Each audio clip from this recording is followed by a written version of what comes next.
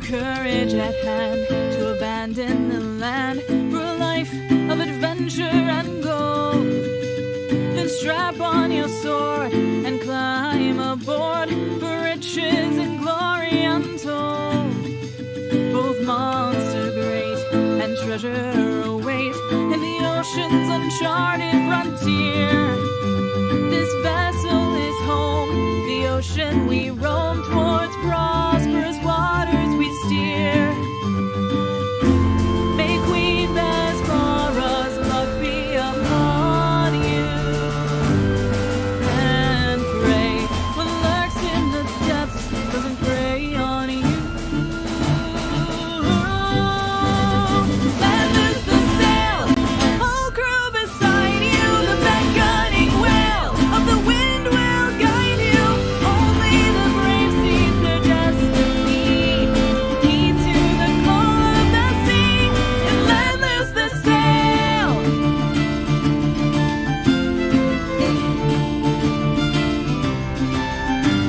Take command of your fear as we draw ever near to a Bendigo stormy domain. It's said power galore comes to those who restore the shards of the hurricane. Keep a weather eye and the powder dry as the endless storm rages round. The tempest endure and sail on secure where the winds of fortune abound. If the enemy's colors should come into sight, all hands on deck, prepare our cannons for the fight. Let loose the sail, the whole crew beside you, the beckoning whale of the wind will guide you. Only the brave seize their destiny, heed to the call of the sea. Let loose the sail, take the cresting tide, a hidden trail, through the waves we will ride, conquer the sea and make history. Come claim your victory, and let loose the sail.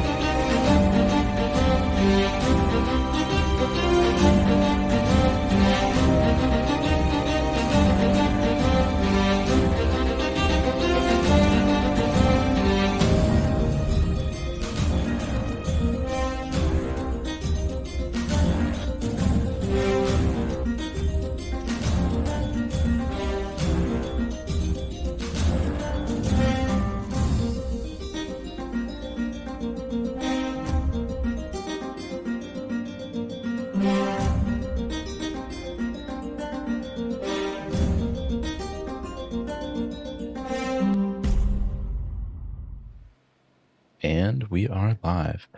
All right, where we left off. After saying goodbye to your newfound friend that you met on the high seas, Captain Marquis Jakarta, you sailed around for a bit, making your way towards Vidrian. And after seeing a little bit of a uh, little bit of fair winds, fair sails, you came across another pirate. Let's see, who was it? It was Captain. Oh crap, Captain Archer Fenway and his Yeah. Monty crew. He damaged your ship considerably, though not as much as your captain did damage your own vessel, running it aground early in your voyage. Everybody spit on the deck for Chuck E. Checkerson. He deserved the title of captain. Though Captain Archer Fenway came in firing, each cannon's doing considerable damage. He boarded you, and after a very close fight between you and his crew, you sent him down to Davy Jones' locker with a farewell gift, one of his very own cannons, which latched onto his leg, pulling ropes and uh, acting as a sea anchor, dragging him to the depths. You commandeered his vessel, took his goods, and made your way towards Vidrian, though close behind was a ravishing storm. You fought the storm as best you could, dodging lightning bolts and repairing vessels, holding up your mainsail to make sure it doesn't rip. And while you thought you were out of the worst of it, you looked behind you to find the very beast that murked you at the very onset of your great adventure, the Kraken. It, with its gargantuan tentacles, ripped and cracked the clenched fist, your old vessel in twain, and dragged your crew down to the depths, eating them, ripping them apart. And all you could do is sail away, leaving a few of your crewmates behind. Since then, you battled the storm for what seems like days until it began to break. Now, at about midday, you can finally see the sun once more. Feels as it's been a lifetime since the last you felt its warm rays upon you.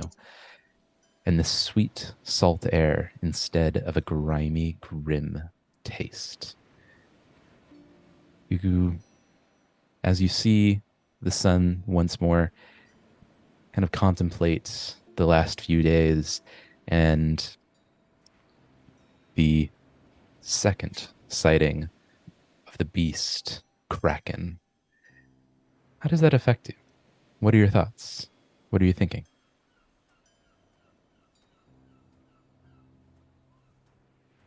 Or what are you saying to the crew that are only just now beginning to catch their breath? How many of our crew made it over to the new vessel? We lost. How many did we lose in combat? So altogether, you gained a few extra crew members from the crew of Archer Fenway. So right now you're at about net neutral, net positive or so. You're about maxed out for the reputation that you currently have. But some of your crew are old sailors that have been with you these last month and a half, and some of them are fresh sailors off of Archer Fenway's crew, unsure of the new command that they have to follow. Even your veteran sailors that have been with you for, well, only about a month and a half begin to question their captains, especially after seeing the Kraken. Uh-oh. Grinyar is going to vault over railing where the ship's helmet is, and basically like whistle to get everybody's attention as he walks up to the front of the bow of the ship. Mm-hmm. Okay. All right, men. I know that you are tired. I know that you are scared. I know that we have lost friends, lost comrades, and you do not feel as if you gained much in terms of that encounter. I am sorry to see our friends go to the embrace of the sea. The ocean is a cruel bitch. She's not always kind, and she does not always provide fortune. But I want you to know that if my life, me going to the depths, could bring back your friends, I would do it in a heartbeat. I will lay down my life for any of you. All I do is ask that you follow me. We have survived. We will make our way to safer waters, and from there we will rest, we will recuperate, we will retrofit, and we will find a way forward to fortune and glory. Are you with me? Roll diplomacy. I was gonna say deception. These are NPCs. Our lives are worth more than theirs. I'm not. They can Wingar's die not for a all he deception. cares. Wingar's not the kind of captain who's going to lie about that to the crew. I know, I'm bullshitting. Like, as much as I am tempted to be like, yeah, it's probably something where he would be all like, yeah, you guys are totally important. What's an NPC? Non-player character. Oh, right. What does that mean? New person, comrade. Anybody want to help me with this? comrade. I will assist, and that'll be a +1 for you. Well, what are you saying to assist him? What are you adding to his to bolster his speech? I was glad you asked, because it took me a minute there, but I'm going to show the cut on my hand out to the crew and be like, we took an oath as a group that we'd stand together through thick and thin. We just stood through a storm with one of the greatest beasts known to anyone on this planet. I know that when the captain says that he would trade his life for the men who died, I know he means that in no short terms. I have your backs because I know that everyone has mine. Are you with them? Because I am. Radigan will chime in too after seeing this and looking to the crowd. He'll take a breath and a little bit of a sigh, and we're the ones lucky enough to survive another day, and let's do our fallen right by sailing onward. Maybe take an extra bit of time in town at the next port, but I tell you what, first round, as soon as we land, it's on me. And that's a +2 from Yes. That's a +2 from Radigan, and that's a +1 from total. Algar. So that's a 3. All right, rolling with +15. Let's just hope for something. This go. is starting to remind me of campaign 1 levels. These modifiers are getting thick now. I know, right? Seeing those like double Please. digits really get Yeah, up there. dude. Yeah. Rolling a I think that was a- +15. Ooh. While you Love it. hear the kind of inner conversations of the crew, some of them have taken heart and taken solace in the words that you've spoken, while others whisper their doubts. And one in particular, a very short-statured individual that you recognize but haven't spoken with in some time, steps forward. Oh boy. Hell Wait yeah. a minute. Hold on. Wait a minute. What? Is this who I think it is? I don't know, maybe. Oh, no. I don't know who this is. Oh, this is the guy that we It's the saved dude from who's the sitting in his own slavers. shit. Oh, cool. The halfling we saved. Zotiva's not on the boat, right? No. She's We not, left her in sadly. Quint. Okay, cool. Mhm. Felix Aveling, the halfling that you saved perhaps a month prior from a slave vessel bound for Cheliax, steps forward, his hat kind of lowered, and he seems a little apprehensive. But with his little voice, he speaks through. I have been sailing with you perhaps a month now. And while I thought this would be a fine adventure, at least until I make my way back to Windwood, I must say, seeing that kraken these few nights, it's left me somewhat wearisome about our adventures here. I don't know about you lads, but while I revel in some adventure, I have no business fighting the kraken. It's not the sort of work that I signed up for. Perhaps a bit of pirates, yeah. Perhaps a bit of merchants. But not a beast like that. I'm going to draw my sword at that, reverse it, and I'm going to stab it into the planks. And I'm going to say, if that is your course of action, pick it up. If you feel like you can lead these men better than I can, pick it up. Take the title from me. If you think that you can do a better job leading these men to fortune and glory, then by all means, kill me. Depose me, Felix. I'm going to look at him like, do you want to be captain? That was not my intent, sir. Merely... And why are you speaking cowardice to my crew? Would I you will rather... tolerate many things, Felix. I will tolerate fear. I will tolerate reluctance. But I will not tolerate insurrection, nor will I tolerate cowardice in the men who set foot under my sail. And for a man whose mouth was rather loud when we saved him from the bows of a slaving ship, Bernier is increasingly getting more pissed off as I say this. I speak only in my thoughts. Would you prefer a soft lie or a hard truth? I prefer that you would keep any thoughts of insurrection while the men are already low as they are in your head, Felix. Hold your tongue, or I'll rip it out. It's very much Roll intimidation. Ooh. Radigan pulls out his journal. It's very much a I understand where you're coming from, but now is not the fucking time kind of thing. It's not so much like I'm gonna rule this by fear. It's a shut the fuck up, morale is low enough. Radigan's gonna pull out his journal and start flipping through old pages, and oh shit.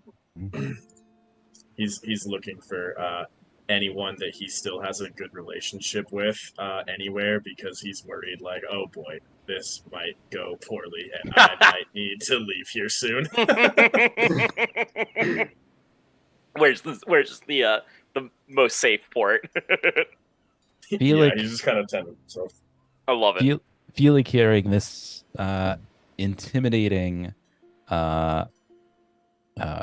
response from Brynjar, looks at Brynjar and darts his eyes down and backs up, kind of retreats into the crowd.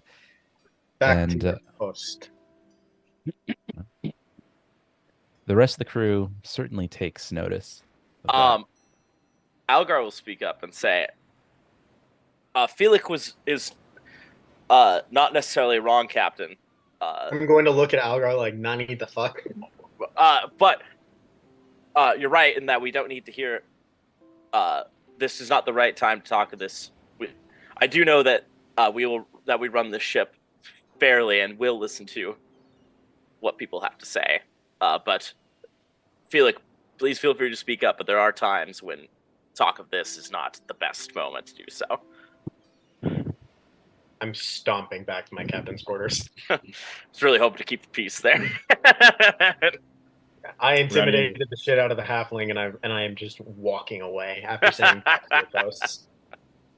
I'm gonna go chimes into the crew, and Yes, I agree. That was quite the shake we had there.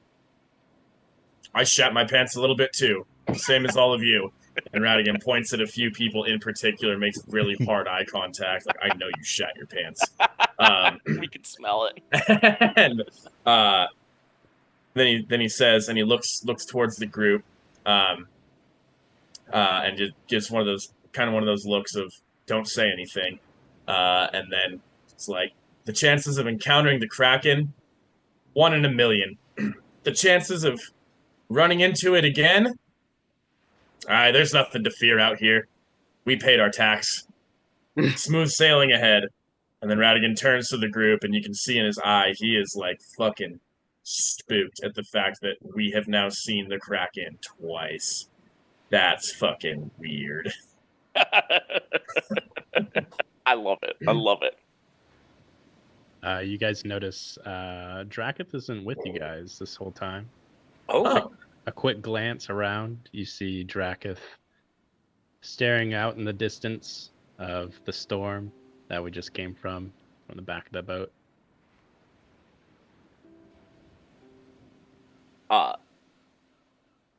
Seeing that, I'll kind of Algar will kind of look up at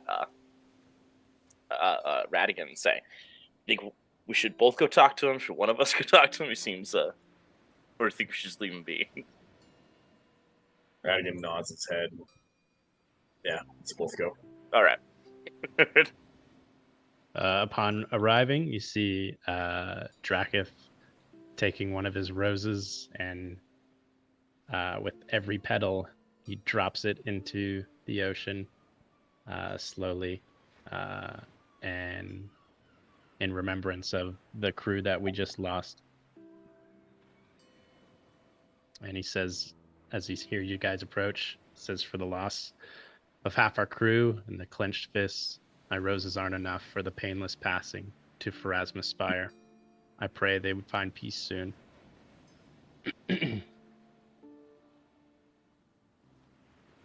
Radigan just puts a hand on Drax's shoulder and gives a little nod.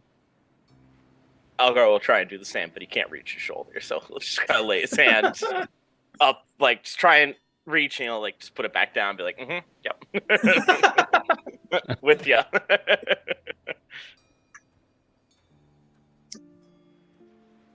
What are your thoughts on this, Draketh?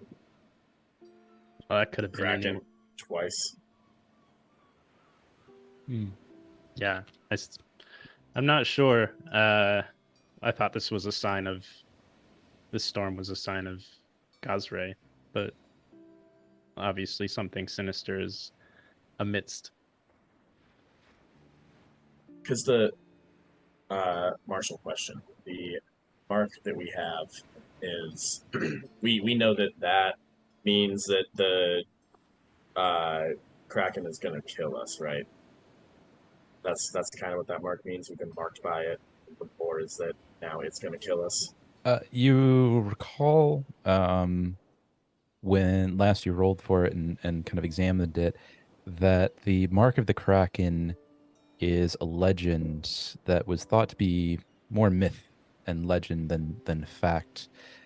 Something that would mark an individual as the Kraken's prey, and has since derived into the black spot, which is often given from pirate to pirate as a mark of death, or as a mark of foreboding, or a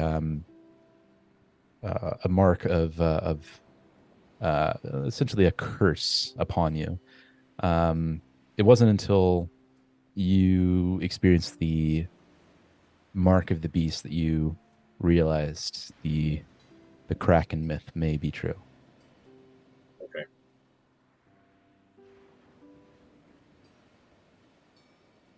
To see it again and live to tell the tale. There are forces beyond ours at play here.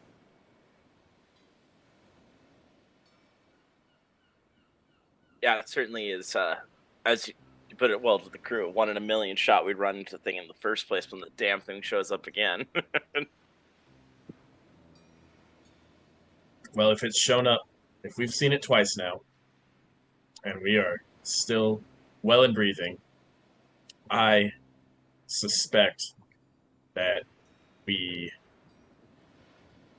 then, and Radigan kind of motions to the black spot wherever it is on our body right now. Looks like it's your left thigh right now. Yeah. Just kind of motions to it. But I don't know what it wants. Why are we still here? Was it coincidence? Was it pure luck that we survived that attack? Or does the Kraken have plans to taunt us? Whatever the reason, we have to take better care of our crew. Have to be extra cautious. Aye.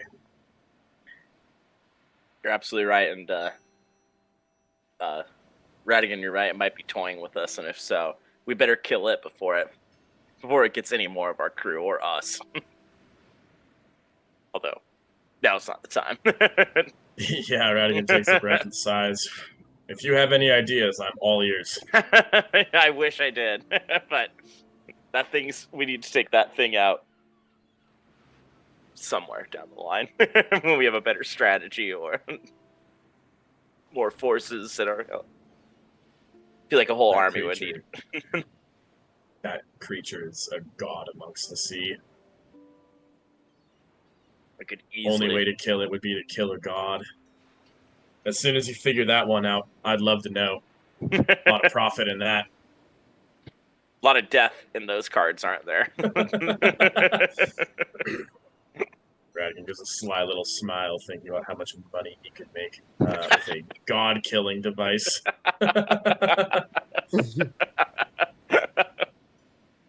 Draketh kind of leaves you guys, and the last thing he says to you is, "It wasn't their time," and he goes down to his quarters to kind of think about the last 24 hours. Radigan looks at Algar and says, "Are we terrible people?" No, we're survivors. That's all I can say of us. And not to say ill will of the ones who have passed, but they were fighters and survivors too, but we were the lucky ones. There's an ounce of luck in everything in life, isn't there? Ounce of luck or all planned, just to say. Who is to say, my friend? But yeah, Radigan feels a little bad that Draketh has taken this really, really hard. And Radigan kind of isn't taking it that hard. He's really more thinking about, like, what the fuck is going on. It's like, yeah, I might be a shitty person. Not really caring about all those people that just died. Whoops. I'm curious, can I perceive that kind of look in your face, or should I roll for that? Because yeah, you can probably tell. Okay. You can probably tell what's going on. He's being like very analytical about this right now. Yeah, so Algar will, in response to kind of this like moment of silence, be like, just because you're looking at things analytically and aren't taking it as hard as Draketh doesn't mean you're a terrible person. We all have different ways we look at things, and I, for one, in the past I know would have been thinking about how close we were all to death, but just knowing that we all were there for each other to get out of that situation, just shows I believe in us as a group. I got your back. I know that everyone has mine. I'll say it again. I'll say it 100 times. It's just the truth I know amongst us now. Right. This is a damn fine crew. All the crews I've worked with, something about this one. And it's not just that we're being followed by the largest organism on this planet. But... Ooh, there's something about her. Copyright strike. Bah.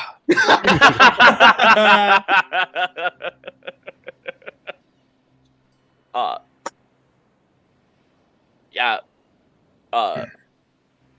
This might be the time to start thinking about speaking of a god killer, I don't know. Maybe it's time to start putting my take my chef's hat off, put my inventor cap on, start thinking of something.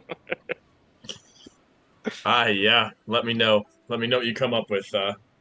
Any progress is good progress. Algar will head down to the down below ship and probably throw together something think about throwing something together for dinner. But first, get that thinking cap on. What can you think of anything? Yeah, can I do a recall knowledge for how to kill a god? Yes, please. Yeah, sure. Go ahead and knowledge religion. DC 50.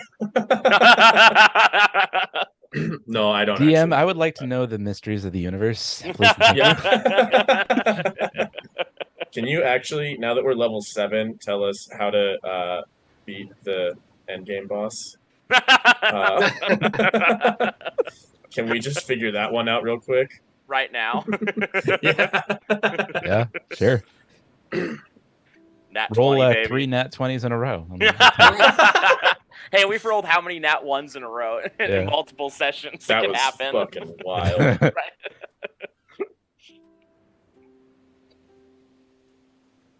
Hey, but if you No. want to roll for it, you can roll for it. No, I'm not gonna roll for it. I'll just embarrass myself. Fair enough. I have a 0 in religion. That's the Oh. one thing I don't have. I don't. Yeah, you're The You're not only gonna- thing I'm untrained in Probably not is gonna religion. probably not going to cut it then. Yeah. So, while Algar prepares dinner for the folks, Dracket, you are approached by a short, hairy-footed fellow, Felix. And he seems a little apprehensive to approach you. But he kind of moves slowly forward as you meditate, trying to gain your attention, but also not also trying to avoid interrupting your thoughts. Dracketh kind of growls and says, "What is it?" Sorry, sir, for interrupting you. I just, sir, I wanted to tell you this to you straight. It's my intent on the next port to leave this ship. Howard. You see, sir, this is not the type of life that I'm looking to have. I just want to return to my farm in Wormwood. Perhaps I'll take a ship up through Blood Cove and make my way there as best I can. Try to avoid Sangreal as much as possible. I just want to return home, sir. And I know some of the lads, they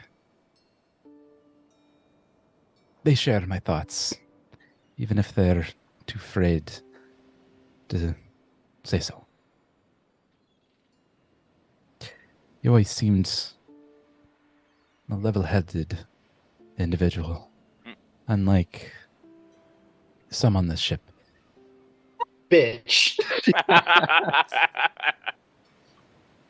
Telling tales out of school, huh, Felix? Wow. Willing to talk shit as soon as my back is turned, but as soon as I call you out on your bullshit, you're too afraid to fucking do something about it. Say something.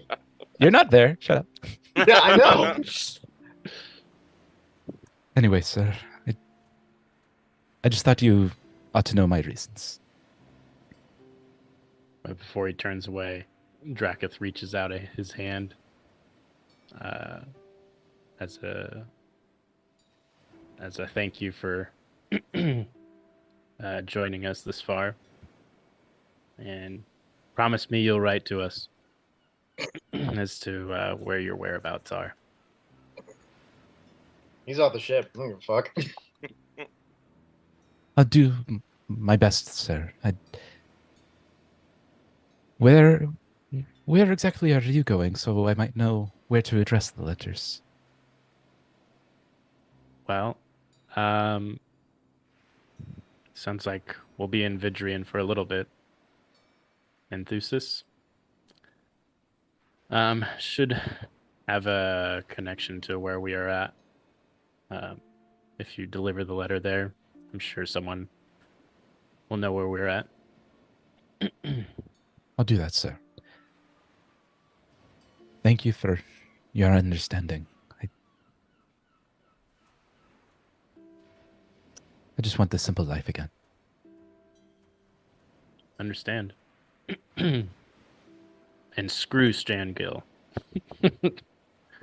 Don't get caught up in that again. Oh, believe me, sir, being sold into slavery once is enough for a lifetime. I don't intend to going there again. He kind of braces his shoulders. He's like, "You done good. Thank you for your hard work." Of course, sir. Thank you, sir. And he walks off, attending to his duties. Love the dichotomy between Grinyar and Drakus. Yeah, it's awesome. All right, so as the supper bell is rung, alerting everyone to their newly made food, what is it that you're preparing for the crew, Algar? Well, we still have some fresh supplies left. So I'm gonna Algar makes a kind of a spin on a jambalaya sort of dish, mostly made of rice, whatever seafood they've whether it be fish or shrimp, whatever they've been able to keep good along the ride here. Cut up with some nice bell peppers and a little bit of and definitely some garlic as well. But yeah, it's a pretty simple dish, just kind of hastily thrown together, but it's something that has a hearty feel to it. All right. It seems that the crew gobbles up their rations of the evening supper. And after having full bellies with a hot meal, nicely flavored, you can kind of get an inkling of a slightly improved morale. There's still a few whispers here and there. Some crew asking others if they're going to stay aboard the ship. But overall, you'd say an improvement from the last few days.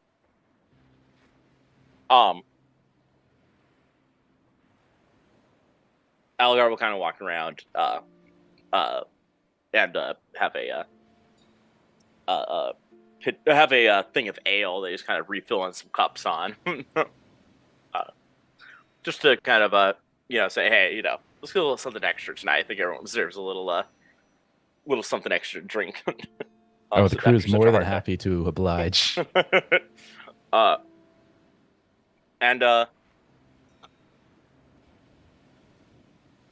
No, I was going to say this might be the time for a sea shanty, but I think no one's in the mood to sing, probably. I'm still in my fucking quarters. Coming out for dinner? That's a good question. Probably came in, grabbed a bowl, and then just fucking stormed back. He doesn't want to fucking deal with shit right now. All right. After supper's complete, the watches turn, and with much better sails and a fair wind, make your way back in the direction of Enthusis and Vidrian, the Phenix Nation. Whoever is piloting the vessel at the helm, would you roll a piloting or a sailing lore check, please? Who is at the helm? I don't know. Who is at Radigan. the helm? Radigan. Oh, love it.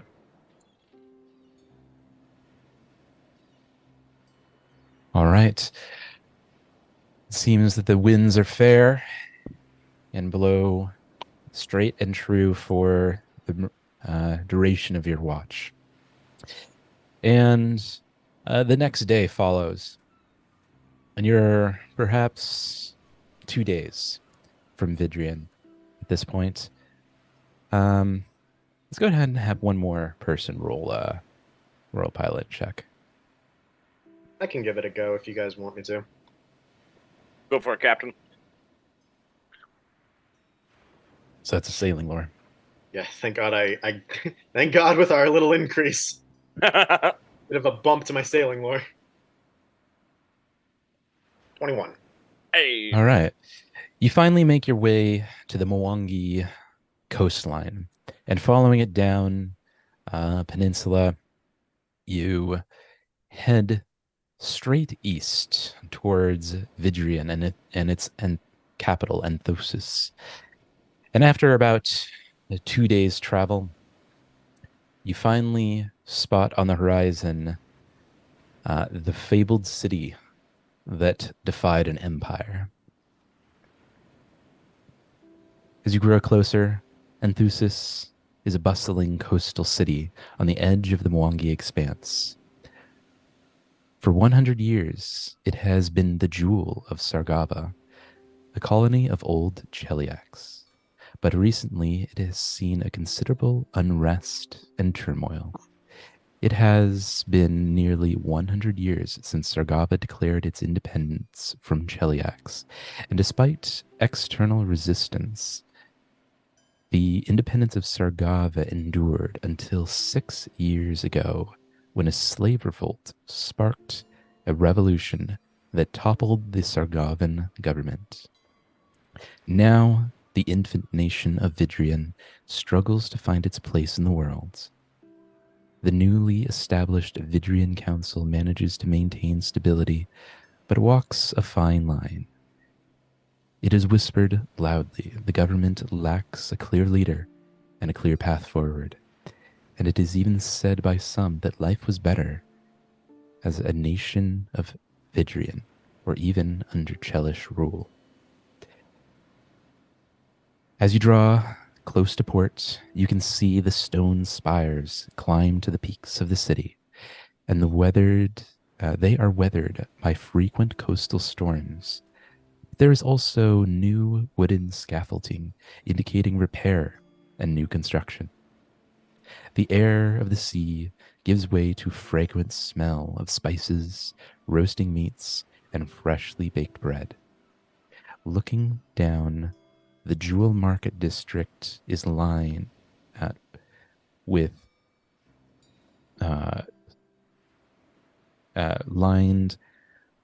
colorful rugs, scarves, blankets, and clothing, vibrant with color of the Mwangi tradition.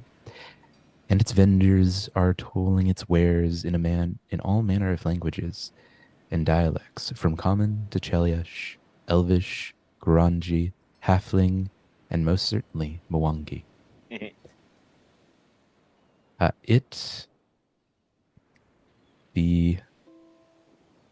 The tide brings you forth to the main port of the docks, where the workers move to secure the line, and the port authority seems ready to inspect incoming cargo.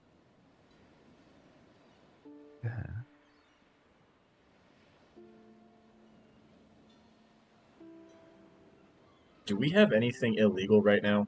No. Right, I think it's just all.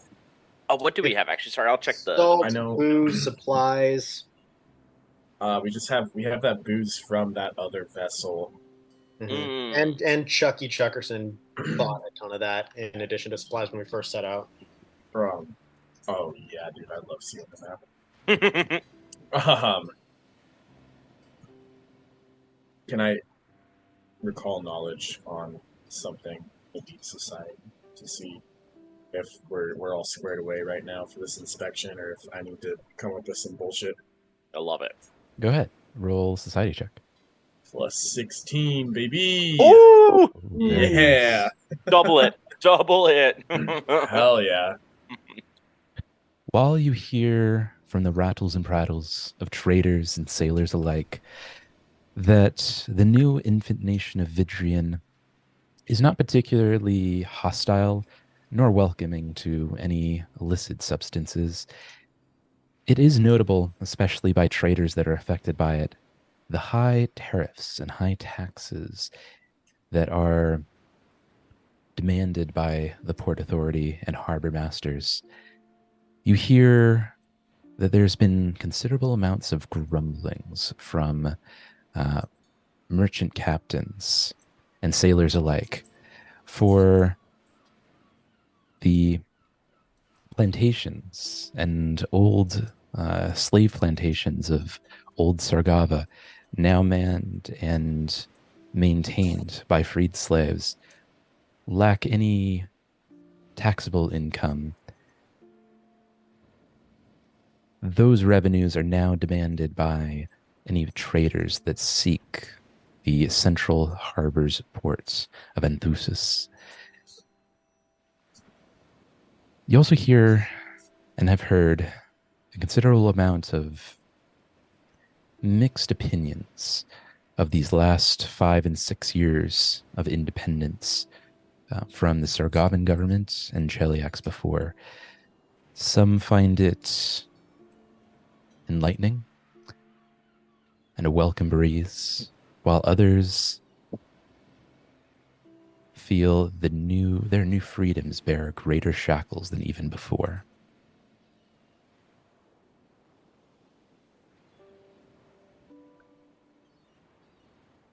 Huh. All right. I'm just gonna tell them that we're not trading any of this. This is not import. We should be tax free.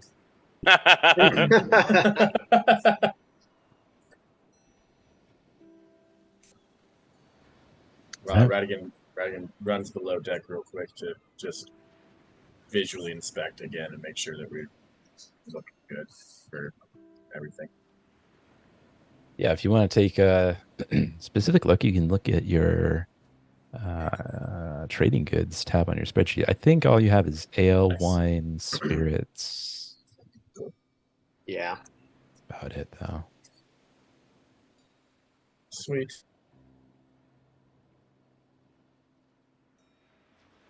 All right.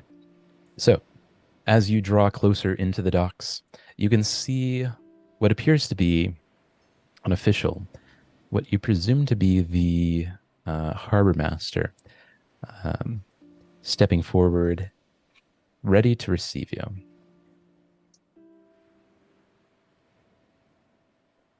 You see a very tall woman, rather kind of a mid complexion, and with a bit of Chelish accents, as well as some features that you might describe as Mwangi.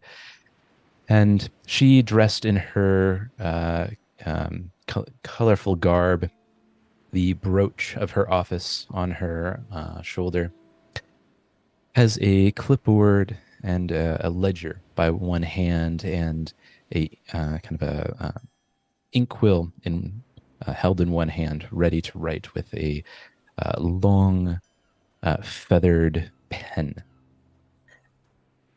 She waits for you at the dock as the sailors and the dock workers latch your ship to the harbor.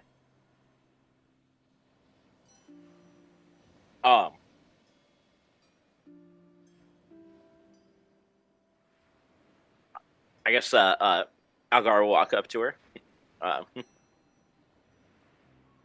And what would you be bringing? And what would you be bringing to Mwangi?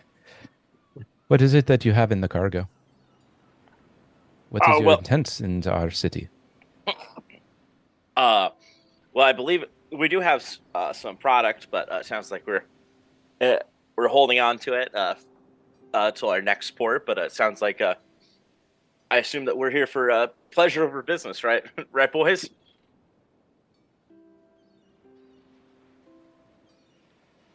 A little bit of both, I would say. I guess that is more accurate to say we have some form of business here. Maybe less of the trading variety and more information, but... What sort of information are you looking for? We're looking for a professor. Uh, Professor Beloff. that's it, Professor Bella. Ah, the venture captain. Well, you'll find him at the Pirate Lodge. Or at the Pathfinder Lodge. He's over at the Anthusis College. Yeah, he's often happy to take on new students, if that's what you're looking for. More for his expertise and what he knows of ancient sea traditions. Sea traditions. Sure. What interest do you have in that? Ah, well, we're sailors, are we not? I'm gonna turn to everyone, kind of give a little chuckle, like right. I'm going to snort in agreement. Like, Sailors or pirate or treasure hunters? I'm going to mutter an Ulfin. Why can we not be both? Well, that'd be fine. As long as you're not looking for Mwangi treasures. That is not something that we take very kindly for in our new nation. No, that is yours. What is yours is yours. We're not here to take that from you. That is good. That is good. And as far as the trading is concerned, you have no interest in selling your wares in our markets? I'll look at Radigan and be like, "We're not selling anything, right?" Not on this visit. And do you have anything that you wish to declare? Even if it is not for the markets, you can understand. We don't always like certain things in our little nation. Well, as long as y'all don't mind us having a multitude of ales and such. Nine. Spirits, I should say. Ales and spirits are just fine. Well, if you know trading as being your intent, then you will be paying the dock fee. That would be, for your vessel, 5 gold pieces a week. I'll look back and be like, 2 weeks. I'm going to look. Can I do a perception check to take a look at the state of this harbor and this dock? Yeah, roll a sailing lore. Sailing lore? Okay. Mm-hmm. You're identifying if it's up to snuff. Yeah. 18. Looking over the docks, you would say that they're relatively well maintained. There are a few docks here and there that could certainly use some drastic renovations, while there are others that are freshly built. You'd say that it's not the nicest ports you've ever been, but it's certainly a leaps away from the worst ports you've ever been. I'm going to put a hand on Algar's shoulder, look at the lady, and say, 2 gold, 5 silvers. Ah, did I forget something? This is not a negotiation. These are the standard fees. I'm going to look around and say, and I prefer my moats be in suitable places. I understand that you are in a bit of an economic situation here with the birth of such a young nation. But I intend for my cargo and my crew and my vessel to be properly accounted for. Oh, and your cargo and your vessel and your crew will be properly accounted for 5 gold pieces a week. I'm going to point at the docks and say, oh, really? For such an exuberant amount, I would think that your maintenance would be a little more... Well... Shape. I Well, would assume that you would... I would assume that you are not lacking. Is are the port fees going to another place, or are they all going back into the maintenance? A portion of it is going into the central government, but a majority of it is going to the maintaining of our docks. If 5 gold pieces is too rich for your blood, you're more than welcome to find other ports. Radigan holds out the difference in the fee and hands it to the harbor master.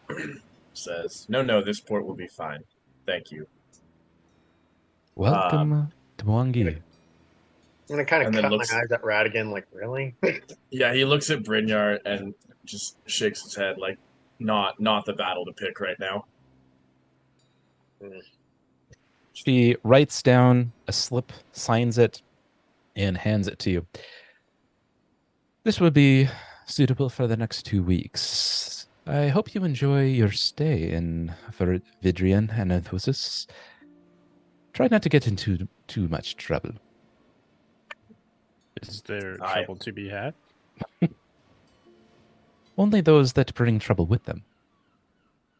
I'm gonna hawk a loogie into the ocean.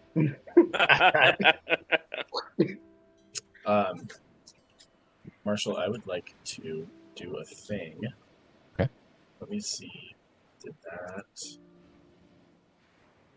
Does that work? Can you guys see that feed chat there?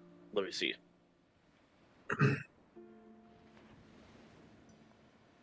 Yeah, we can click on it. Yeah. Oh yeah, the biographical eye. Yeah. I would like to give this a whirl. Ooh. Basically, I'm gonna make a DC 30 society check, and depending on how I succeed, I learn about this person and their details of their societal role, what city or district they're in, etc., or they come from. And I could potentially learn about a major accomplishment or controversy in their career. Ooh, okay.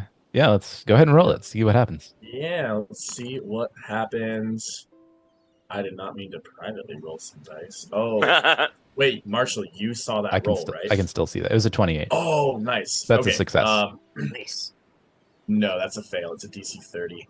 Oh, okay. So Never mind. failure, you learn the creature's profession and the region of the world they hail from, but no more. So pretty much all that we already got. Yeah, I know that. Yeah. Okay. Sweet. They appear to be the harbor master. Sure does.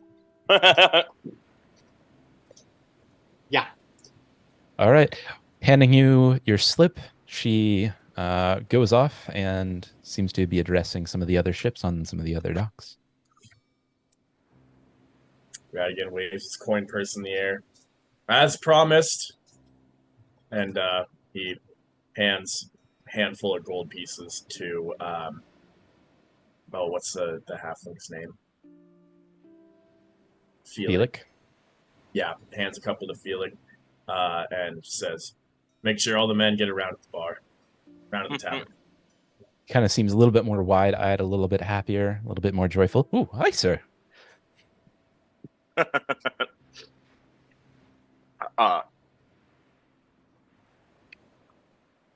of looking around. Algar's like, okay, so shall we head to tavern first, find a place to stay, or shall we go talk to the professor? What time of day is it? It's about midday. And I just realized you guys can't see the icons on the map, can you? No, we can't. No. Ah, that is a problem. Give me one moment here. No worries.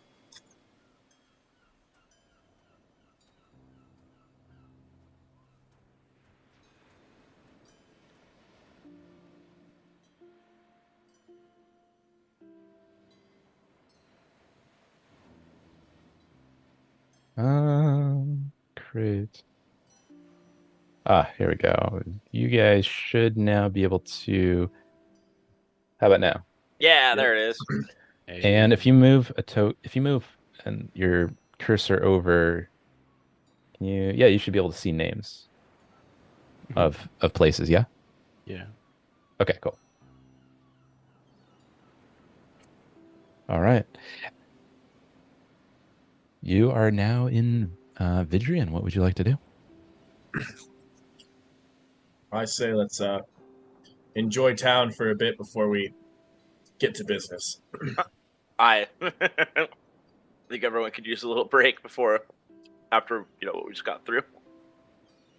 And you do catch very briefly Radigan almost seems a little wary to go to this college, talk to the professor. Not like he's afraid to, just like he doesn't want to.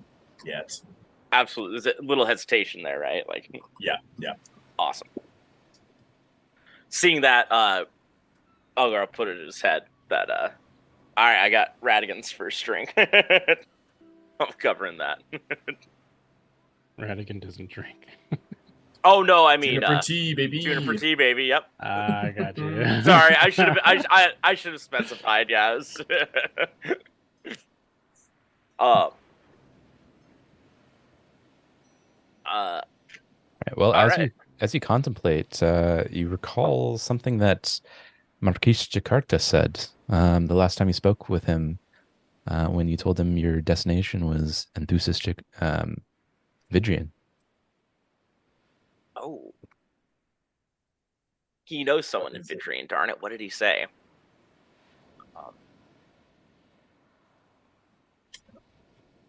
The innkeeper of Little Crab. Yes. Mark Kraus, right? Or Cross or something. Something like that, right? Yes, he knows the innkeeper, so sounds like a good place to start. Find a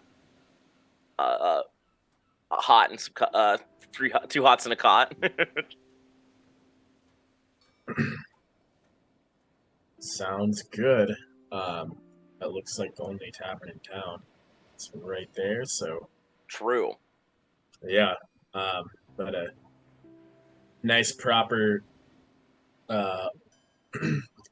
dry land meal sounds quite lovely, and yeah, a stationary bed.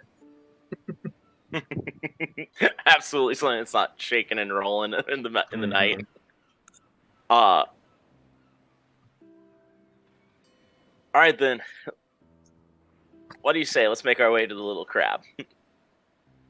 Aye, sounds good to me. All right. And I think with that, we'll take a quick break and we'll be back shortly. Heck yeah.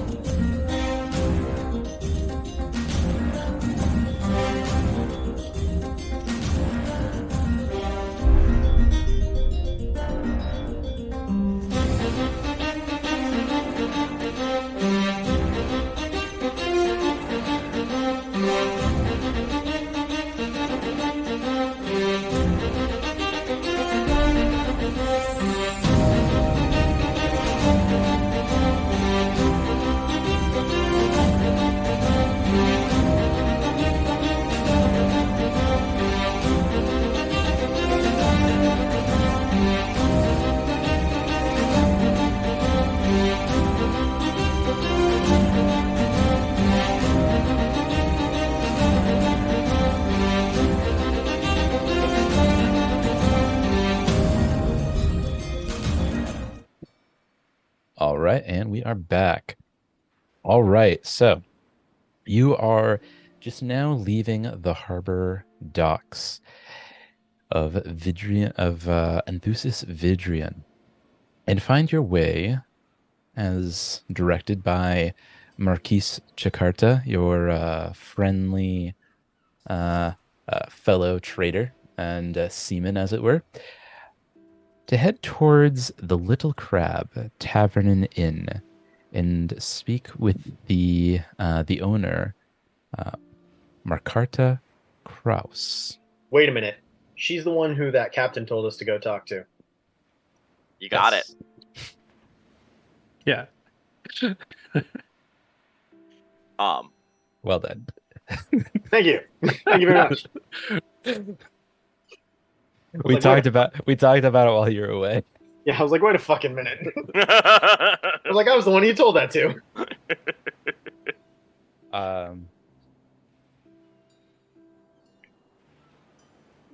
All right, and let's see.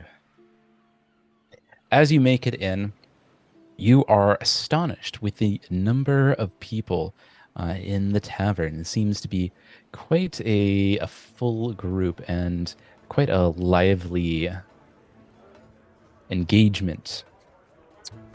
To the bar, you can see the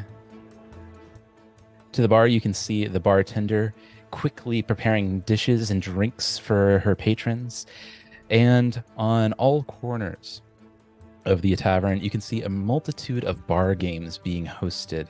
Everything from darts to arm wrestling to liar's dice to...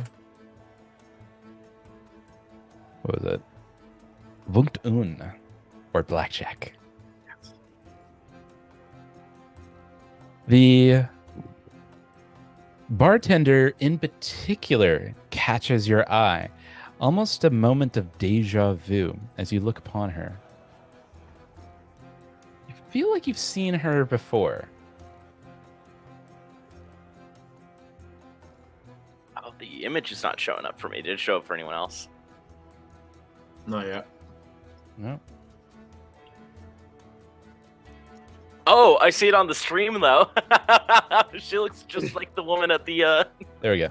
There it is. Fucking Nice. Oh my goodness. She doesn't work at the harbor.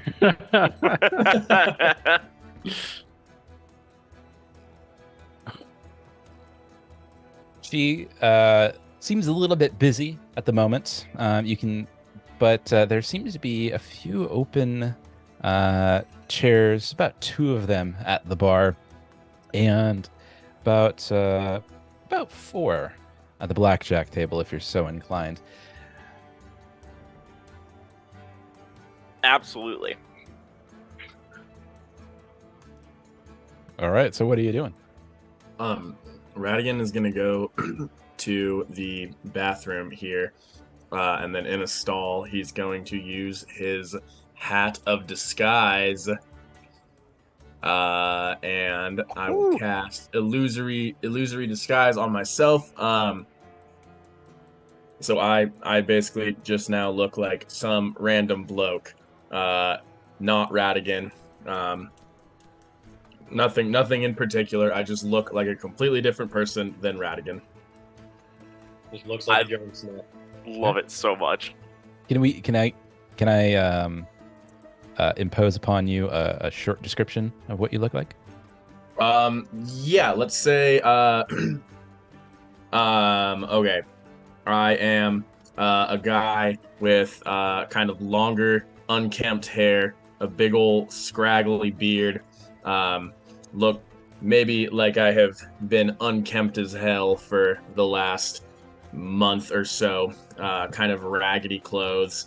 Not too raggedy, but raggedy enough that yeah, just kind of looks like an unkempt sailor who just got off. It's kind of like an average deckhand kind of looking guy.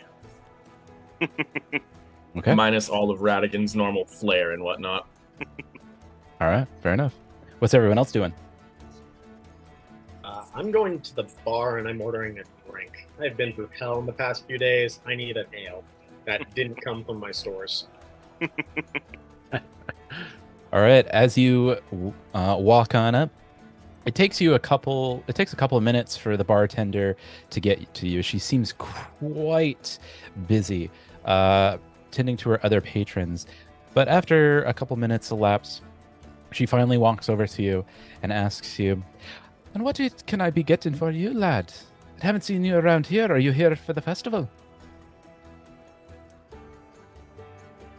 There is a festival going. Oh, aye. These laddies, they're just, they're taking on celebrations a wee bit early. It starts in a couple of days. You've heard of the Mead Merry Festival, haven't you? I cannot say I have. Oh, it's a fine thing. People love the drink, and they tend to go from bar to bar. It's about a 3-day celebration and ends with a very interesting public display. Anyway, what would you like to drink? Just a large mug of ale, please. And for your friends, I saw you come with a couple of your compatriots. I think the same. To start. All right, 4 ales. She pours 4 tankards of ale and kind of slides them to you. Mhm. First one's on the house. Well, thank you. It's a I made. would say- It's a Yeah. made Merry Mead tradition. Oh, Fresh ales make fresh friends, as they say. I do suppose that is true. Well, This would be Did great you- for morale. are you as aware of everybody who comes into your bar, or would I we try to just keep tabs as best I can. I see quite a few people come in and out of these places. Can't say for certain that I've seen you around. Would have recognized a strong lad like you. What? Bringer's Bringer's gonna flush a little bit under the helmet? Well, I only just arrived in port, so Oh, did you know? I did. So I am not a. I mean, as I could probably tell, I am not a local, but I would say that the attractions are starting to grow. I think we will be here for a bit of time. Oh, that's good to hear. Hopefully you can buy a couple of extra drinks while you're here. As I said, the first one's on the house. The rest are not. Bringer is gonna wink at her and say, "Count on it." Count on it. Well, I believe I shall. Nice. I will turn back to the table and put down the drinks and look at the guys and be like, "This place is fantastic." You hit it off well with the harbor master over there. I do not know if she recognized me or not, but I guess so. Must be a twin, or she's pulling a fast one on us.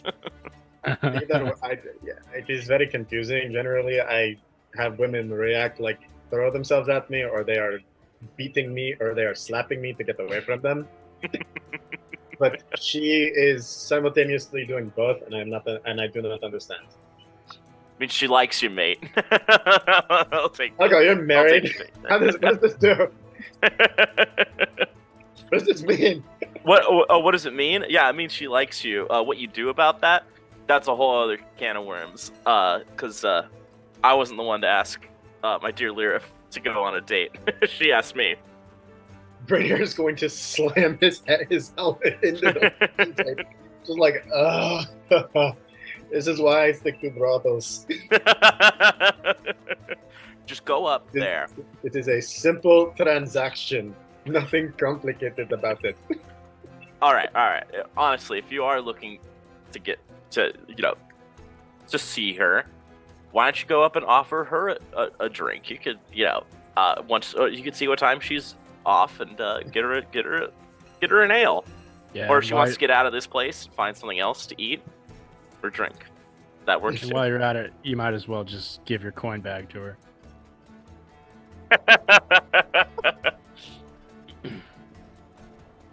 I would Okay, keep. we can handle me sliding in between a pair of ties later. Right now, there is apparently a festival going on. Festival? What kind of festival? A festival of a celebratory festival. Apparently, there is 3 days of drinking and revelry, which again is completely my kind of festival. But it is interesting that we come here at this exact time. Upon hearing this, Algar will take out his journal and start jotting that down and kind of rapidly and turn up to you and be like, "Aye, it is my kind of festival as well. I think I should go talk to her and see what kind of information I can get on this." So I'll close up my journal and go walk up to the bartender but we don't have to make it a real thing or not, but he's going to ask all about this. Let's go ahead and roleplay it. It's fine. Okay. Oh, laddie, would you like another ale? Did you finish that one already? You must be enjoying the festival.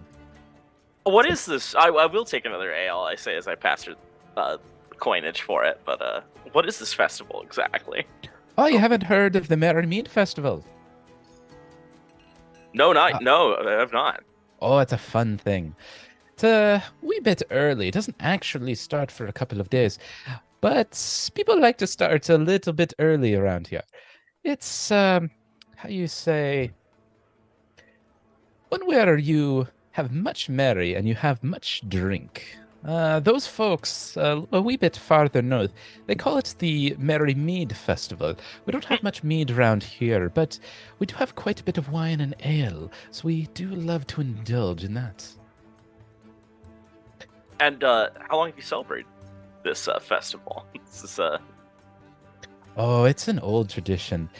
It's had a couple of alterations in the last few years. This year should be a very interesting one. It's the first time that they're bringing back the competitions. competitions. What kind of competitions? Oh, there's all sorts of competitions. A couple of days from now, they'll be having the ones in the markets where you can test your strength, test your wits. But the ones that everyone really loves is the tournament. Tournament? Aye, the tournament. Haven't had it in a couple of years. Not since the revolution. It's got a bit of a checkered past. In the old days, it wasn't exactly willing participants, but they made sure that this year only those that are willing to sign up are going to compete. Is it dangerous? Oh, it can be very dangerous. Though, as long as they put a dulling charm on your blades, it's not too life-threatening. Although I would be lying to you if I didn't say that you'll probably end with a couple of broken bones and bruises. Maybe even a scrape or two. Fascinating. Then I'll... Then of course there's betrayal. always of course the award that comes with it. Award? What kind of award are we talking about? Oh, all sorts. Well, you get to be named Vidric champion. That's always good fun. A little bit of name calling and some boasting that goes about and that sort of thing. Get to be an honorary citizen of Vidrian. But most people go in for the gold. How much gold are we talking? I think this year they're boasting about a 5,000 gold piece reward. 5,000? Aye. I'm gonna take my handkerchief out, clean what's that spit take on whatever I got on the table there. I feel like, oh, sorry, 5,000. Consider me interested. I bet my friends will be too. There is one interesting contribution to one of the nobility of the city.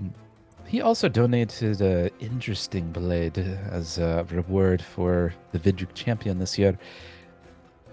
I don't know that this is true, but I've heard that it is an old family heirloom. He's trying to get rid of it for diplomatic purposes, trying to turn over a new leaf, that sort of thing. I try not to get too invested in politics. You know how lads are if they've had a few drinks, and I try to keep it a bit neutral around here. But suffice it to say, I've heard a few rumors. Fascinating. Absolutely fascinating. Thank you. Of course. If you're interested in signing up, I'm sure they'll be taking down names once the festival officially begins. I will certainly take note of that. I'll toss her a gold coin and say, sorry for the mess. That's that spit take. Not a problem at all. Thank you very much, That is sir, your for the gold tab, coin. dude. What does money matter to me? You just I mean, did a 5,000. spit take at 5,000 gold pieces. I know, we're gonna win the 5,000. That's what's it gonna matter?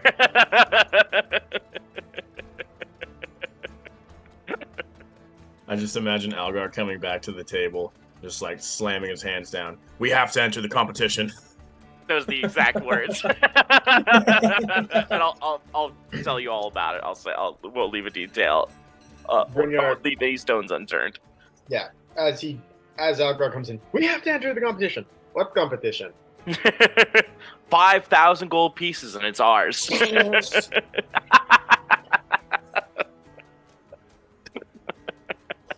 I'm sorry, what? 5,000. I'll take out my the handkerchief I was using to clean the bar table and pass it over to Brynjar. I bat my mouth and brush out my beard. Now- Dragus steals the handkerchief and rubs his face. You mind spitting outside the table? Sorry. At this point, you see a strange man whom you've never seen before, looks kind of haggard and unkempt, roll up to the table and confidently sit down right next to you all. Could we help you, sir? Who's this droiger? I don't know. I don't like him though. You smile just creeps across this man's face and just goes, "Works wonders," and points to a little piece of rope that is holding one of his strands of hair together, and then whispers, "It's me." I really don't like this guy. I'm going to look at Radigan and say, "What again? How did you get so old and frail and sickly looking? Are you okay? You up Like to your that old convincing, tricks? eh? You up to your old tricks again, Radigan?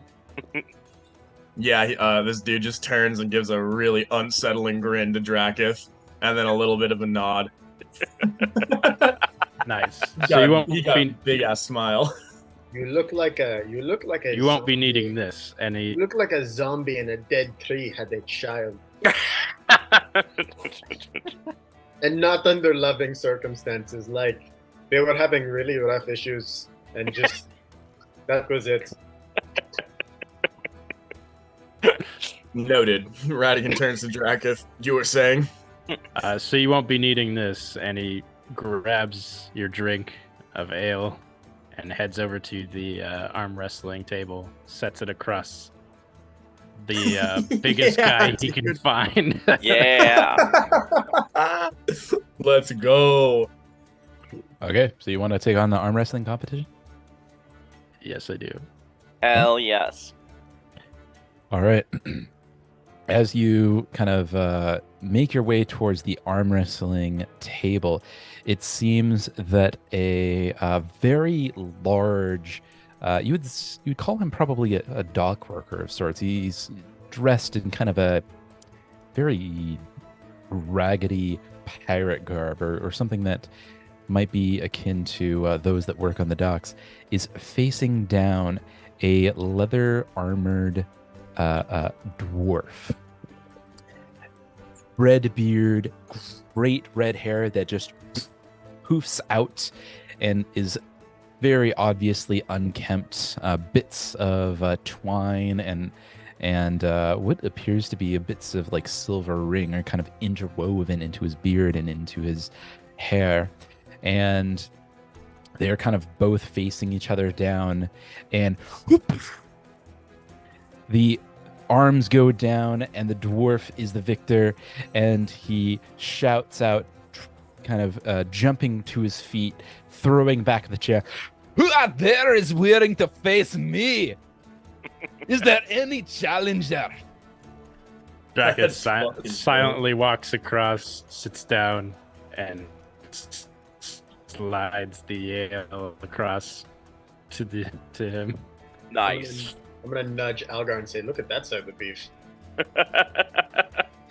My kind of people. He could probably sing a sporge hammer like it was a child, like it's child. "Oh, I can't be facing this little wee scrap thing. Give me a man. Give me something to work with." I'm going to assume there's a crowd, right? Oh yeah, there's definitely a crowd. Brenner is going to crouch down a little bit because I'm assuming he's probably towering over a lot of people, and say from the end of the crowd, "Are you saying you're afraid to take on such a lean and lithe challenger?" Who said that? I ain't afraid of nothing. Where's the wee lad? I'll give him a little bit of the breakings. Brynjar is gonna look at Algar and wink and say, "Works every time." You know just how to push the right buttons. On dwarfs? Yes. I would know from experience. On dwarves and women, my friend. Dwarves and women.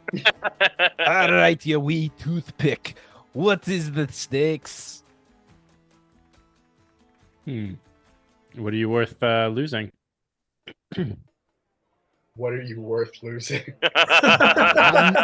I'll match anything you throw down. You be the challenger. I be the champion. Don't you know how this works? Anything? Anything. Can I look around to see what he has on him? Roll perception.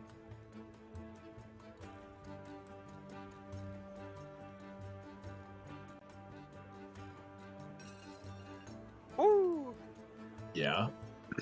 All right. So looking on him, you would say he's dressed very almost Spartan in his armor. He has a kind of a leather kilt and a large, thick belt that straps along his chest above a very weathered and very rough tunic. A large arm guard and a shoulder guard made of leather, of weathered, but certainly of a higher grade than you'd find in any bandit, certainly. And even like some lesser nobles, kind of finely engraved and finely worked by a master leather worker, is attached to his right shoulder. You see on his hip a couple of vials, a couple of blue vials, a purple vial, and a few reds, as well as a coin purse. You'd say that the coin purse itself is pretty full, though it's impossible to tell from your vantage if it's full of gold, silver, platinum, or copper coins. How about the kilt?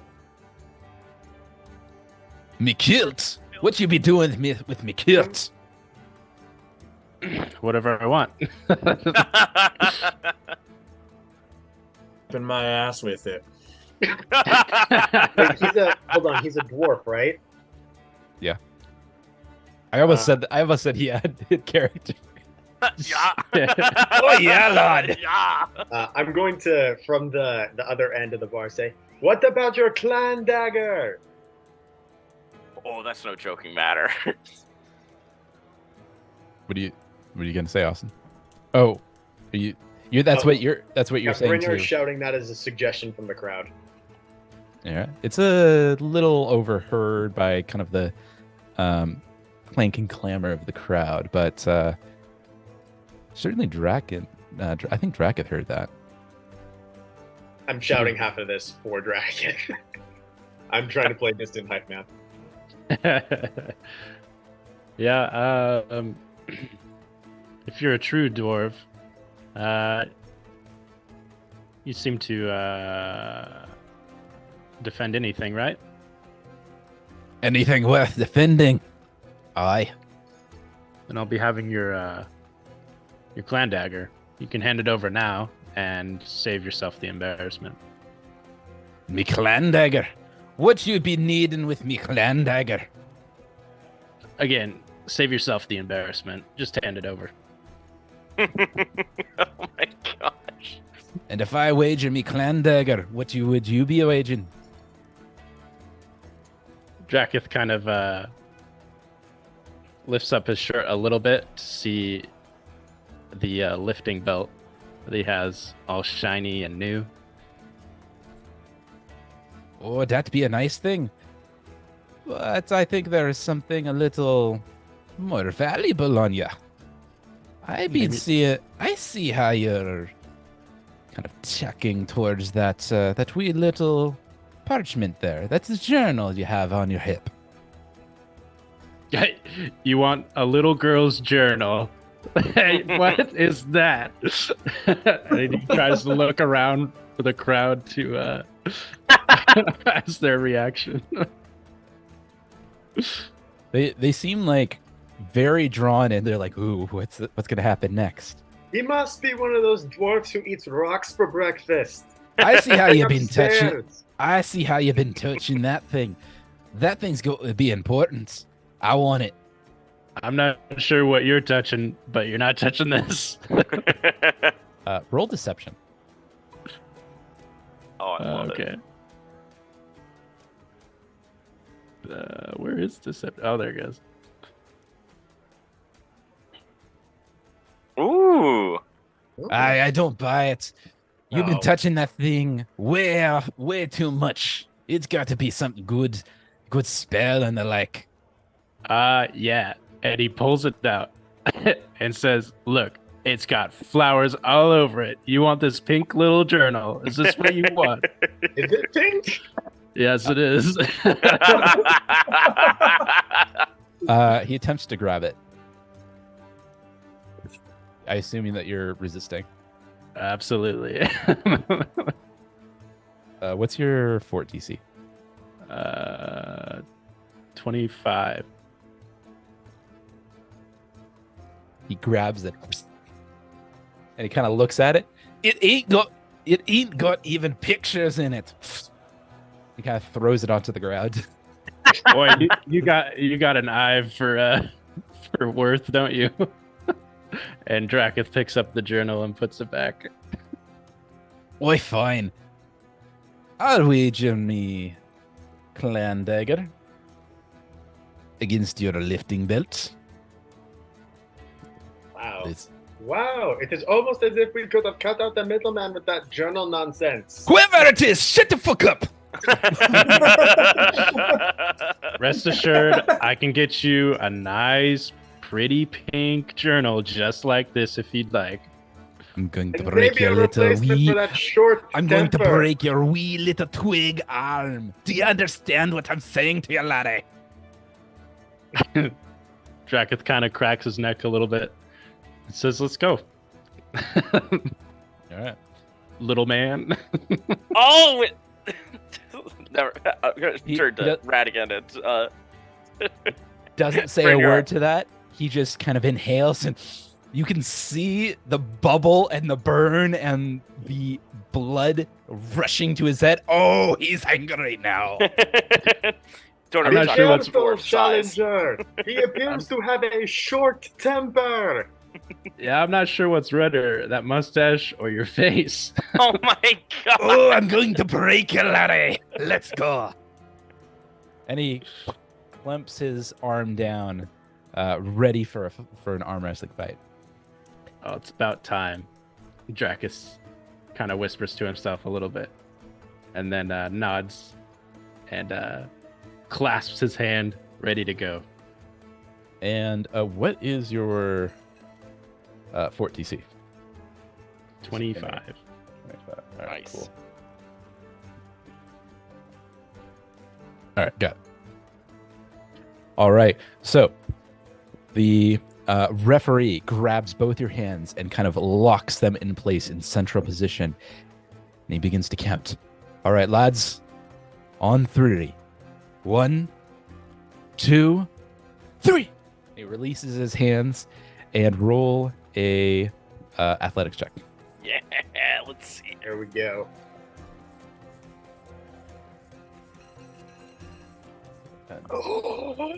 Yeah, dude. 20. Yeah, dude. Plus 19. Oh my god! shit. Draketh's been working out on his off time. Holy Yeah, shit! All right, so as you kind of push down, you immediately gain the advantage, and you can see the fiery look in the dwarf. This ain't happening, lads. You ready to give up yet? Roll another d20. Yeah, let's see it. Yeah, dude.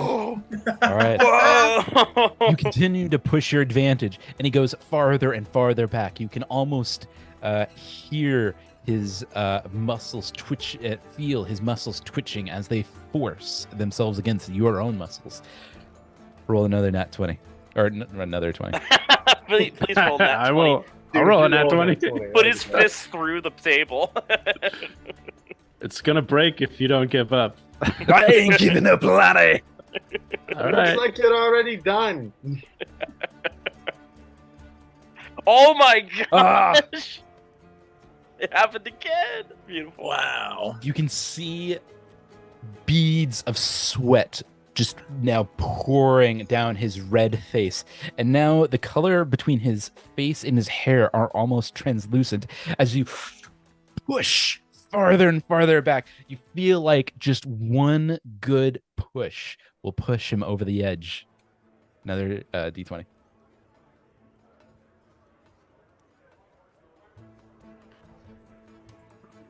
All right. He recovers a little bit and gets you back to not the center, but to about a quarter or so. He's not in Defend. danger of being slammed. It's defending. He's defending. He's defending hard, and you can see the amount of pain and anguish in his arm. And he's beginning to realize he might have underestimated you. Another D20. Oh, how did we not take a bet on this? Damn, and I wanted to do That that. huge missed opportunity.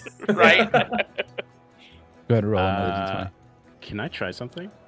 D20. What do you want to try? Can I try to activate Key Strike and add it to? Throw key strike into the chat for me. Yeah. Yeah, bro. Yes. Oh my. Yeah, go ahead. gosh. Yes. Okay. Beautiful.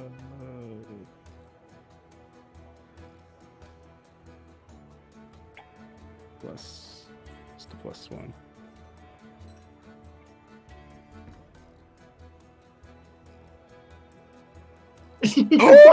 Oh my!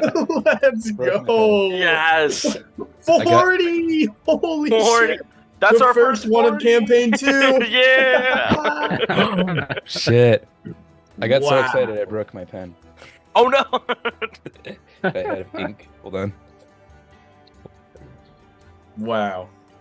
That's huge. Okay. What a Okay. So as you kind of, I'm gonna give you a moment to. What do you want to say to him? This is your chance. Save yourself the embarrassment or face the consequences. He's pushing hard and struggling, and he's kind of gripping. Face my ass, lad. Drakith's eyes start to glow blue. His hands and fists start to have a faint glow as well. And with the advantage that he is in position now, he puts his full force in submitting this guy. All right, you push hard to get him down, and boom! The whole thing goes down. It all goes down. It's It all- all falls apart. My God, that camera had a family. And boom! His arm hits. You can hear the crowd jeer. They are crying out loud. Money is being exchanged very quickly from hand to hand. And you see a distraught little dwarf looking at you, looking at his own hand in total disbelief of what just occurred.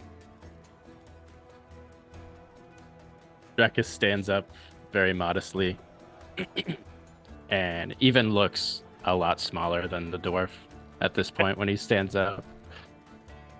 Quickly grabs the clan dagger and starts to walk to his friends.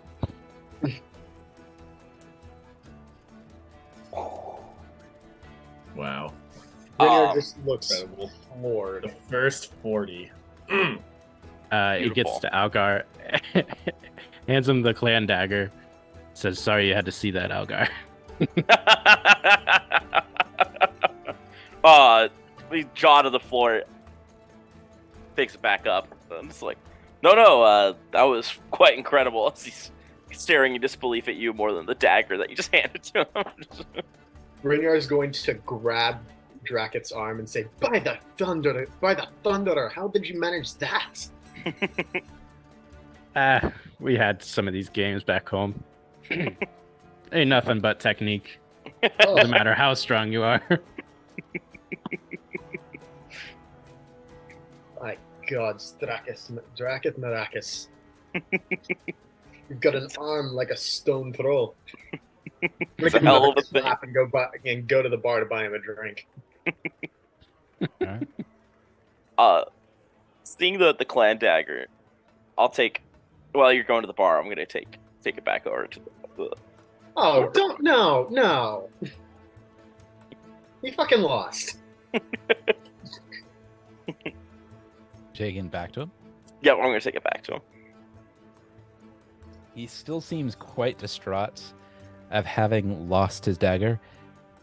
And as you kind of present the dagger to him, he looks at the dagger, looks at you. Nah, laddie.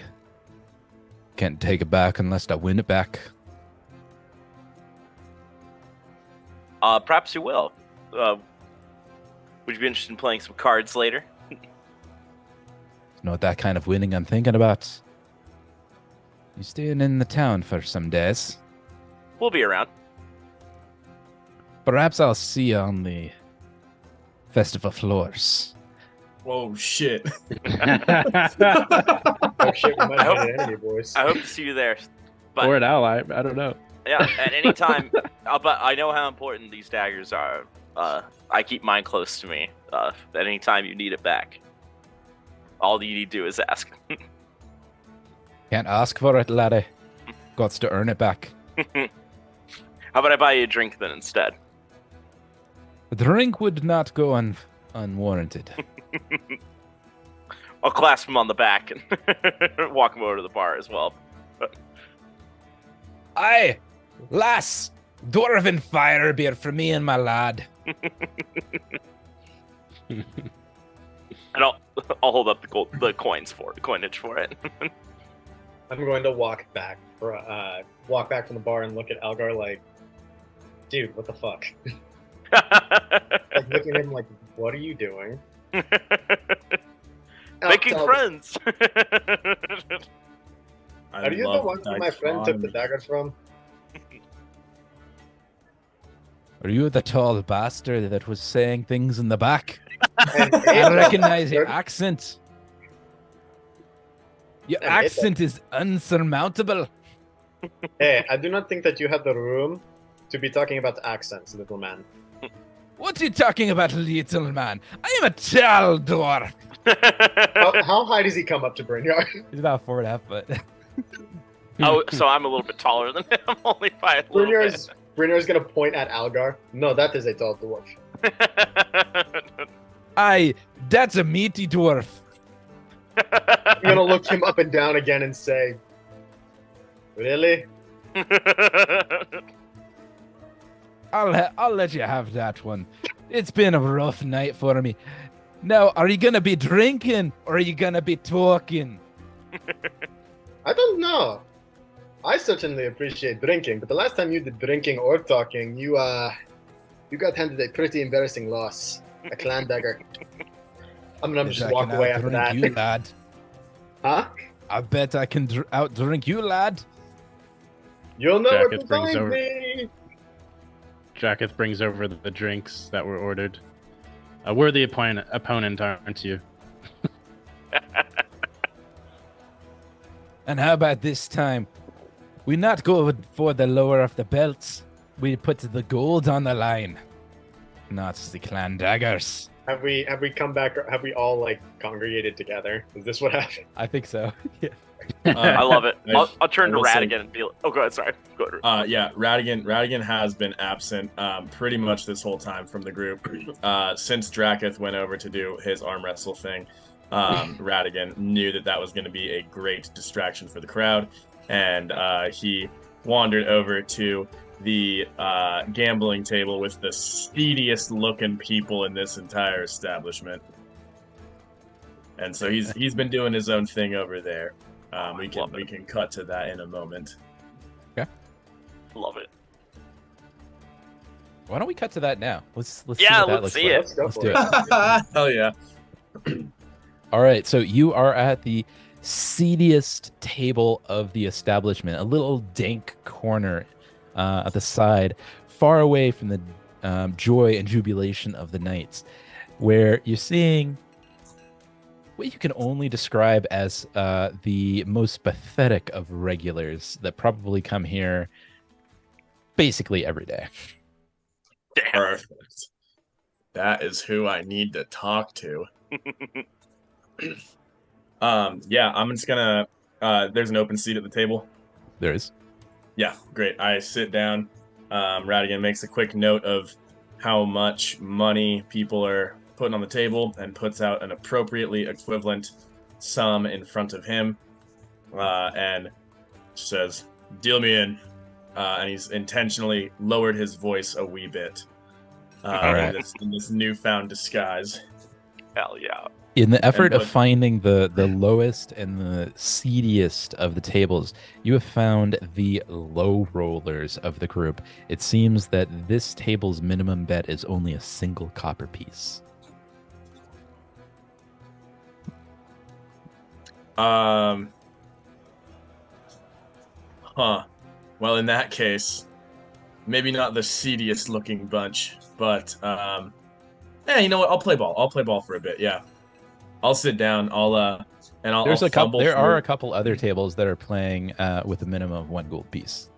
Okay. Yeah, I'll fumble through my coin purse for just a moment and pull out a stack of copper pieces, trying to make it look like maybe that's all that I have in my purse there. Okay. Go ahead and roll. Roll this performance. Actually, let's do performance. Performance. I can do that.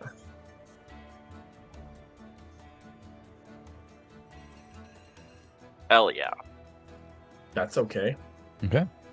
It looks like most of the people around are either too drunk or hung over high, or on some other illicit substance to really pay much attention.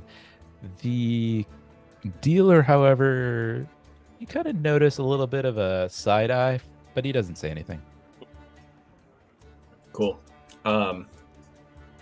As we're just gambling in this trivial amount of copper pieces, Thriller for Radigan's you. yeah, Radigan's like trying to spark up some conversation, and he just says, "Name's Pete. Just arrived at the dock."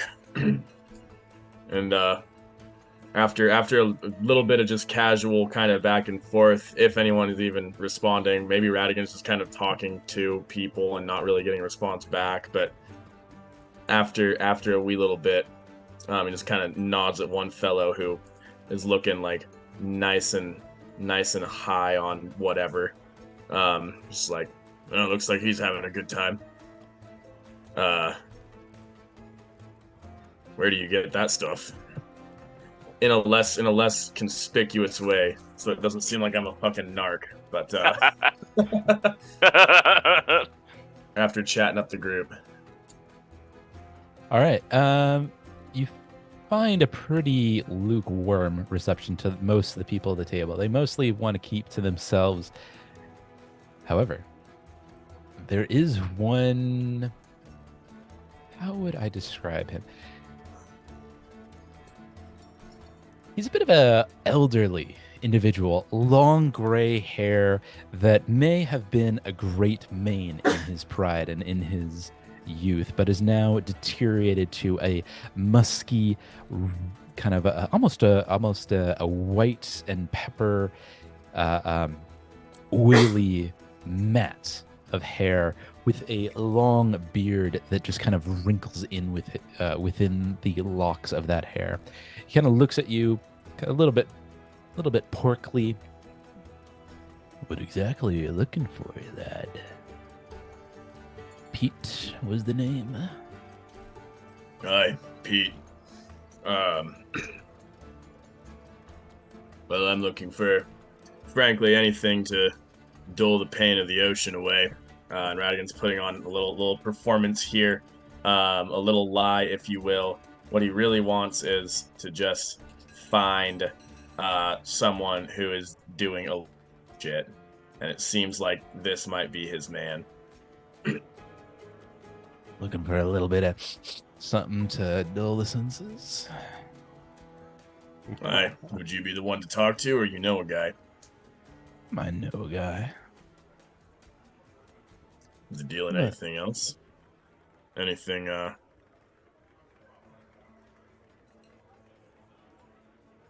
anything that, hold on. I don't know what I'm trying to ask right now. Nope, I'll just say, yeah? Can I meet this guy? You might. It'll cost you, though. Information around these parts, it costs a pretty penny. Well, you would be surprised at how effectively I come across information, my friend. And Radigan's gonna stand up, as if threatening to leave. Oh, hold on. Don't be going off so quick. He holds back a little grin, and sits back down. You wet my whistle for a couple of gold pieces, and I'll tell you where to find them.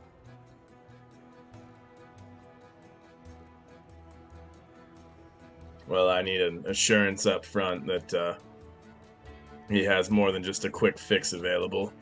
I'm looking to get away from this low roller copper table, if you see what I mean. Oh, don't you worry. He's got a good supply of the good stuff. Go there on the regular myself.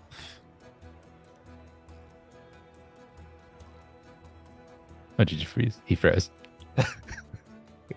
Oh no. I hella froze. There we go. Okay. Back though. I caught. Oh, don't you worry. Oh, don't you worry. He's got a good supply of the good stuff. But if you want proper introductions, that's gonna cost you. Radigan is gonna do a perception check and see how fucked up is this guy right now, if at Okay. all.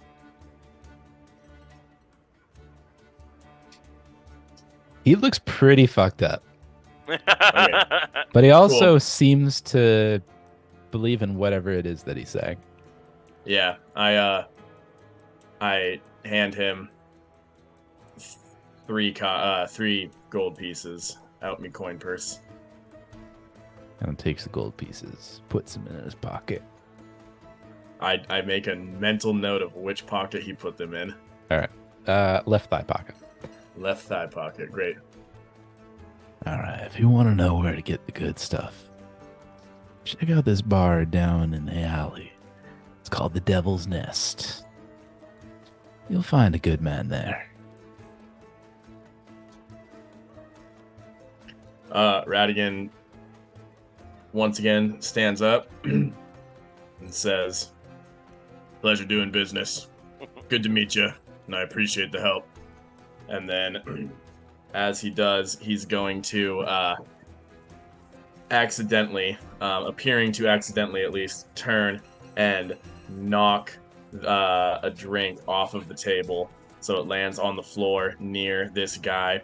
And then, whoa, my bad. He's going to reach down and recover this glass, and on his way back up, he's going to really brush against this guy, kind of playing up that maybe he's just kind of drunk right now. And I'm going to use the skill feat pickpocket and take my fucking money back. Okay. Yes.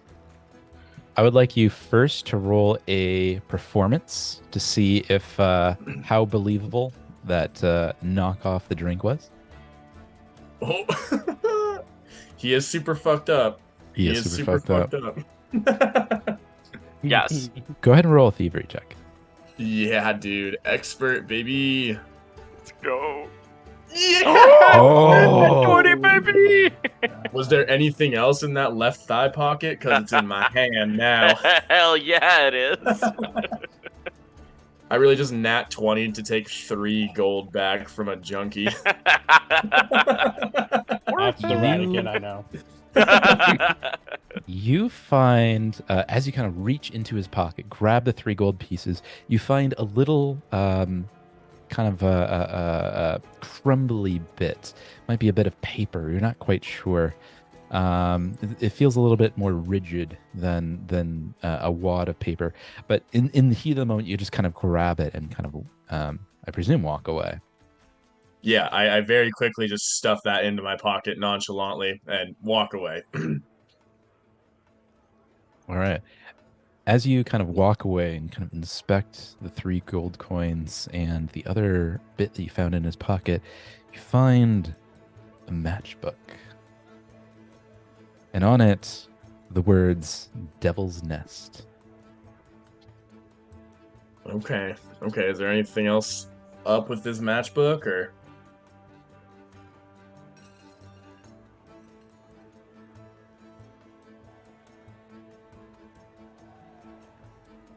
Maybe a note inscribed in it?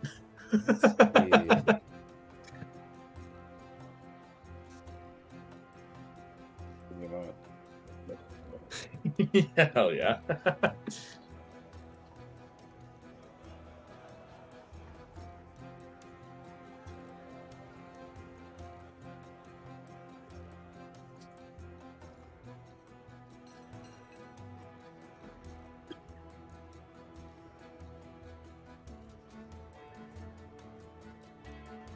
Okay, yeah, you find inscribed on the inside of the matchbook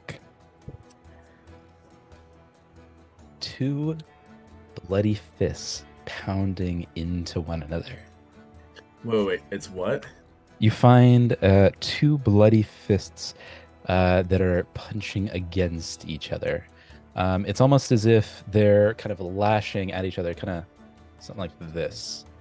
But bloodied and broken, almost as though there was a bit of a brawl, or it just insinuates a kind of brawl. Is that like printed on there, or like hand drawn on there? More like hand sketched, or sketched, hand, okay. Yeah, sketched. Okay. I glance back towards this shady fellow. Do I notice anything fucked up about his hands? Like bloody knuckles or anything? His hands seem to be that of a common workman, someone that's spent his entire life either working on the docks, aboard a ship, plowing the fields. They don't appear to be that of a fighter or brawler. Okay, perfect. All right. Pete is going to go into the bathroom, and Radigan will come back to the table with the team, looking like proper Radigan once again. Draketh addresses the the arm wrestler. I forget, what was your name? Yeah, I love on the spot names. Arklow Firebeard, that be my name. Well, you What want be another yours, lads? Draketh. Just Draketh. Just Draketh. You want another go at this, you say? Aye, I'll take you on for another go. You said you have lots of gold, yeah? Boy, I spend a good bit of gold, aye. Well, I hate to disappoint you, but I have no interest in gold. What be your interest then, laddie? You want your clan dagger back, right? Of course I do. What if I offer you a job? What sort of job? You seem to be a strong lad. I could use your services on a boat or a ship. I could arrange it so that you're paid handsomely and offer the rank of lieutenant of our crew. Wow. Wow, dude is legit out here just recruiting folk. In 1 month's time of your service, you'd earn your clan dagger back. Wow.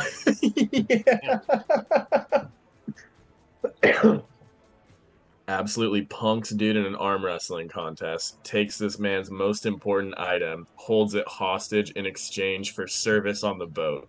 Love it. Cold-blooded Dracus. That is, as long as you aren't frightened too easily. Oh, I ain't frightened from you, laddie. Unfortunately, honor demands that I win it in combat or in some sort of wager. Well, I guarantee you'll see combat. I tell you what, this.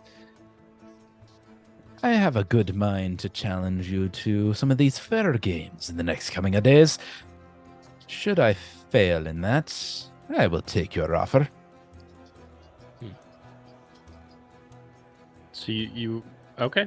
I'll carry this clan dagger then. You trust me with this? Honor demands that I do. All right. I can't convince you otherwise, huh? You can have it right now as long as you pledge your oath to us. As I said, I must win it in a fair combat or in a fair wager. Believe me, it would be a fair wager. And Dracuth kind of looks to the rest of his companions. Nod head. Somehow I believe that.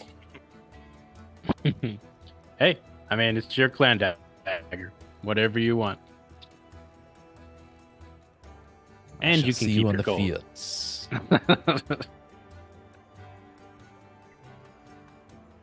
Gold is good. Daggers are better. Dracuth outstretches his hand for a handshake.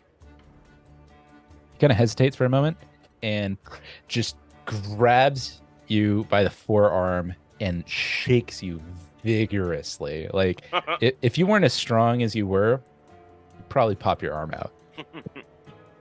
Dracuth, realizing how strong he is, entertains the idea that he could crush this guy's arm, but is holding back as he could see. He sees the value in this man.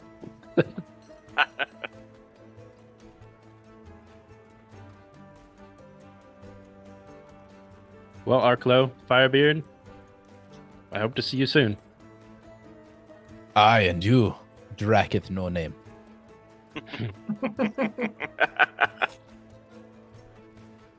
And then Dracuth slides another ale to Arklow. He grabs the ale and just downs it like it were a shot. Nice. I'll see you out there, buddy, and slaps him on the back. Love it. Oi, laddie. It'll be good seeing you on the fields.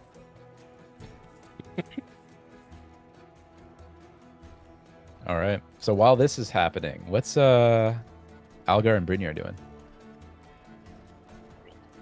I think Algar is just kind of walking around the tavern, kind of trying to talk to people and write in as much of his journal as possible.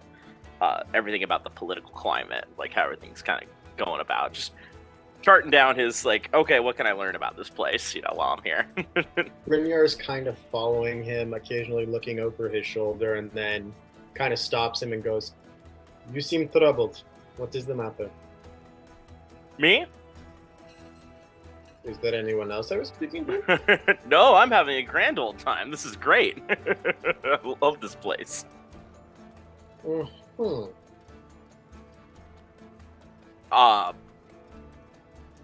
No, just doing my duties, trying to learn as much as I can from wherever we visit. I've been lacking in some cases, so this is a good opportunity. Do you miss Apple Island? Of course I do. But you have no intention of leaving the ship? Leaving you all? Bernard's gonna kind of be like, yeah.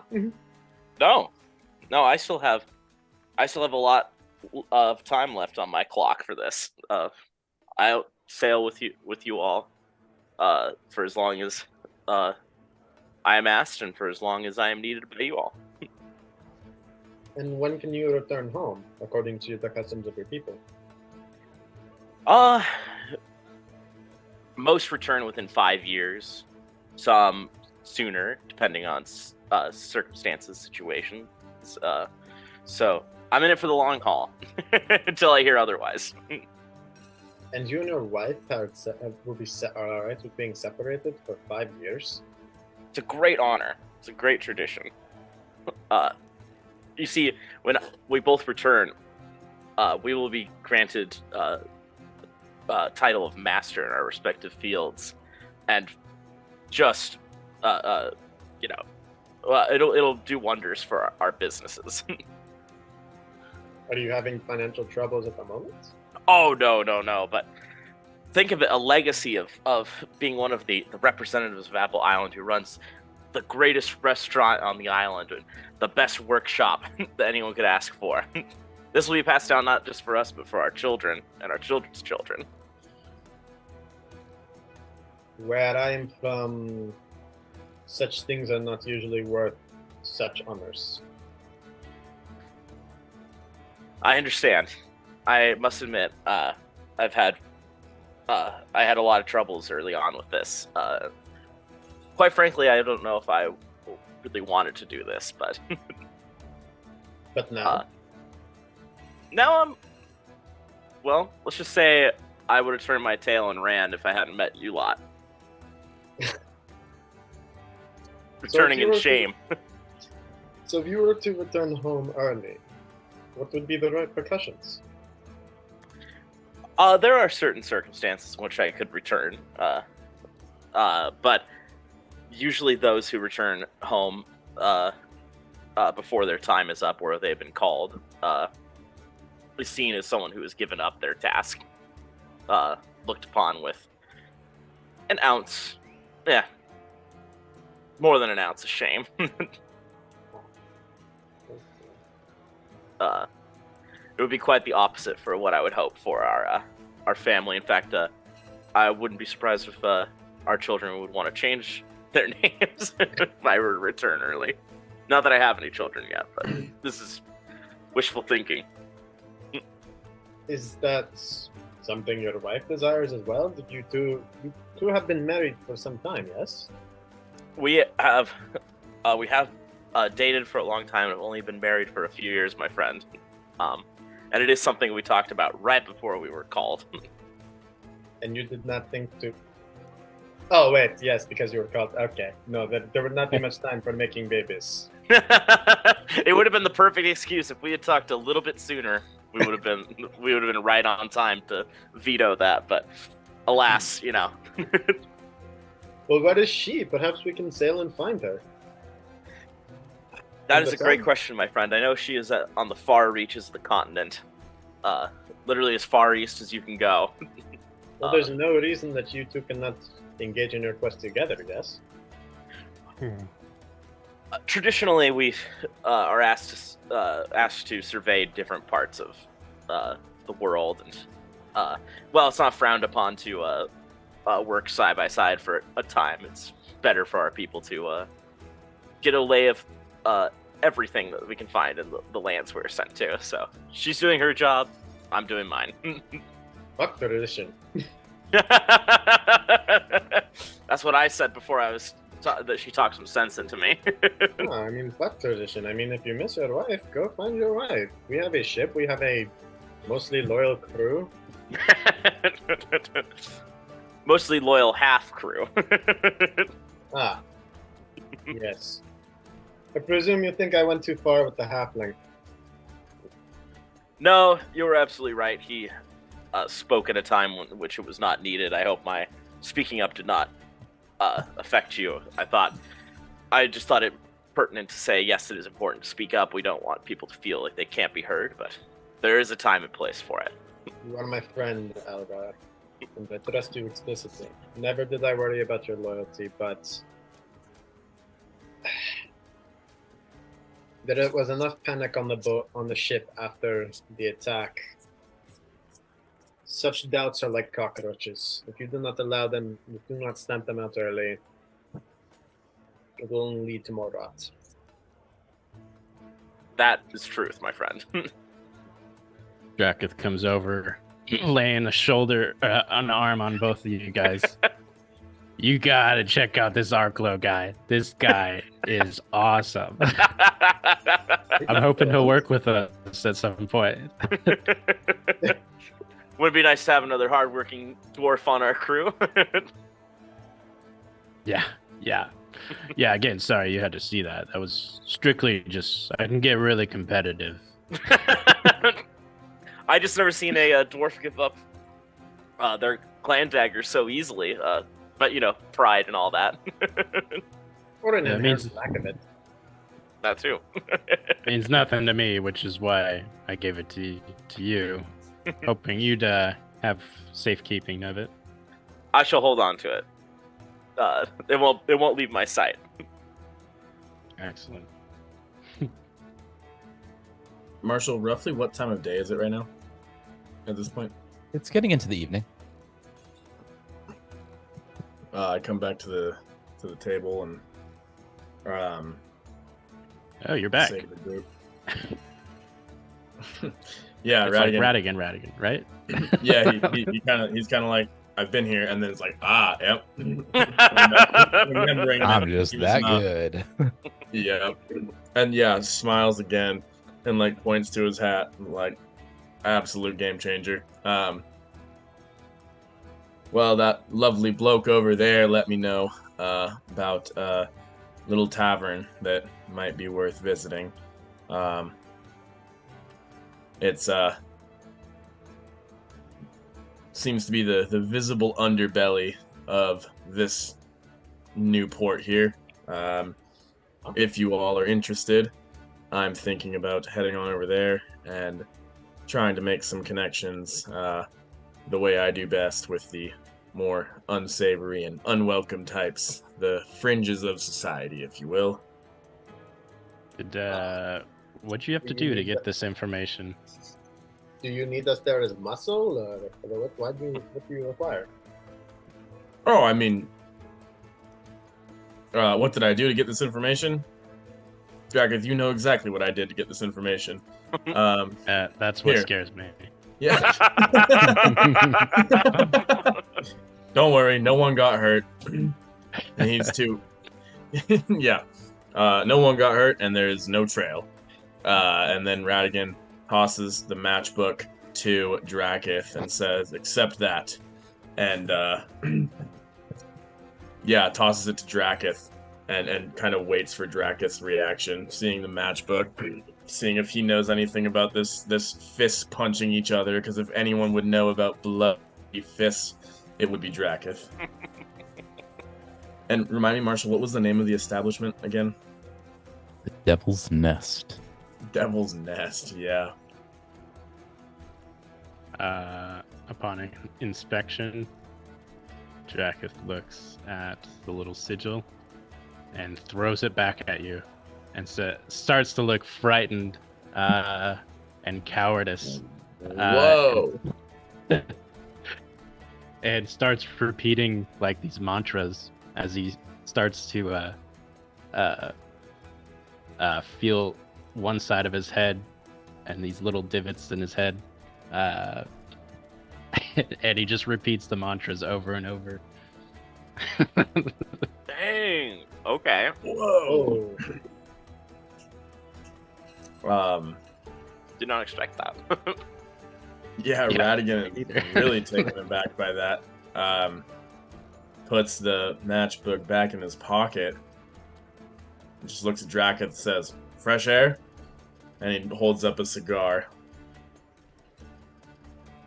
Grabbing his forehead, he stands up, kind of shaking a little bit, and starts to walk out the front door. Yeah. Yeah, Radigan follows. I think with that, we'll take a quick break, Nice. and we'll be back Yeah, shortly. dude. Oh, character Hell arc yeah. incoming. Yeah. Be right Hell back. yeah.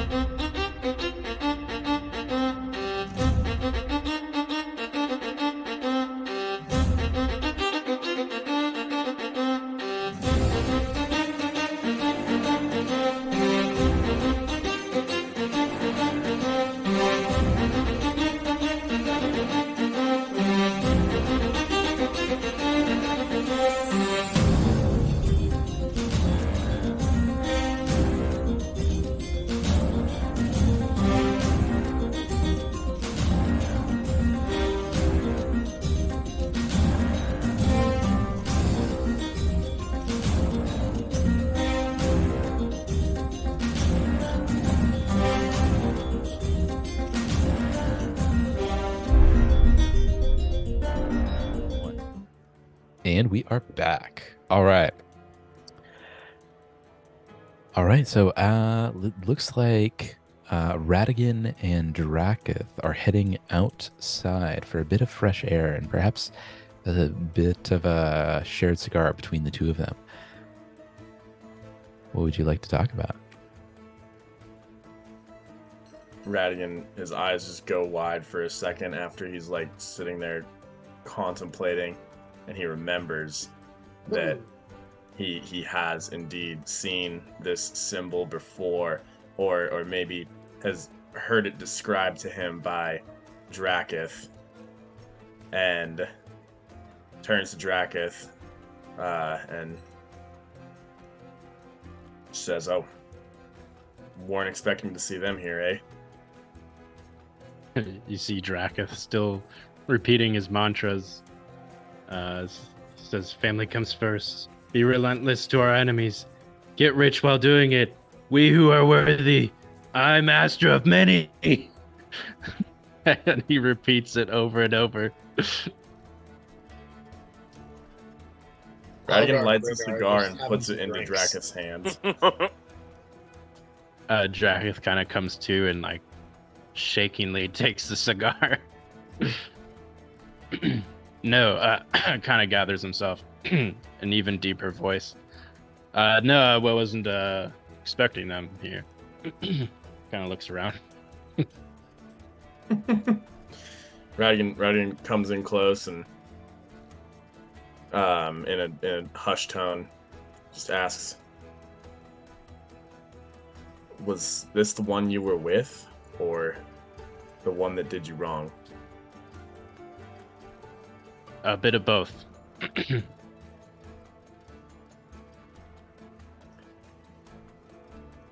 How do you feel about... Go ahead. I wouldn't go in there alone. I know their tactics, and if they've reached this far, then they're becoming more and more powerful by the minute. Will they recognize you? Absolutely, they will. You still got that disguise kit, yeah? Radigan nods, points again to his hat. Hell of a thing. It won't work on a bloke like me, will it? Oh yeah. Oh yeah. It'll keep you secured. We can have you be anyone you'd like. Oh god. But why would they be in Vidrian? They're gonna ruin the whole thing. What whole thing? I mean, Vidrian just seems like in a fragile state, and Zildjian's gonna probably influence their power over him. I can't let that happen again. I thought they were primarily drug pushers. Well, they seem to be way outside their realm, so I imagine they've gone to the extreme.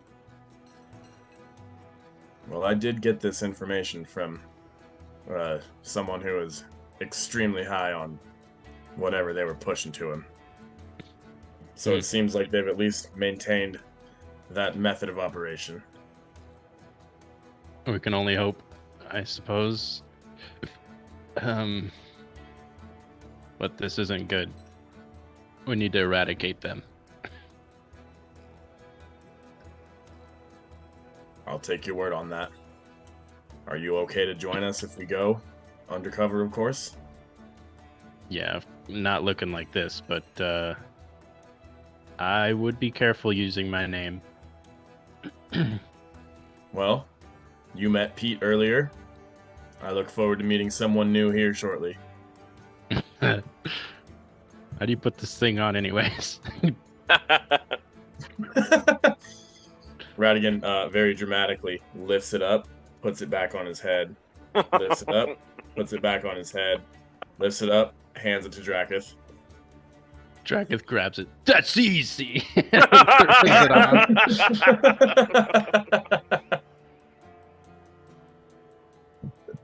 on. Well, shall we get going? Right to it then, eh? We should probably warn the others, though. These people are not to be trifled with. Should we bring them along? Oh, yeah. Yeah, good. I'm sure they'll have great use for Brynjar. I don't know what you mean by that, but I like where your head's at. He's bigger than I am, and they like the muscle, for sure. Well, we'll see how well Brynjar fares in a good old battle of fisticuffs then.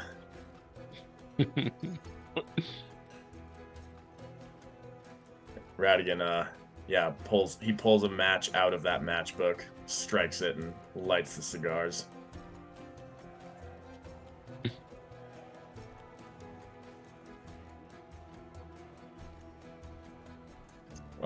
But yeah, after a little smoke, I guess go back in, find Brynjar and Algar, let him know. All right, if you all would like to join, and it would be grand if you did, we are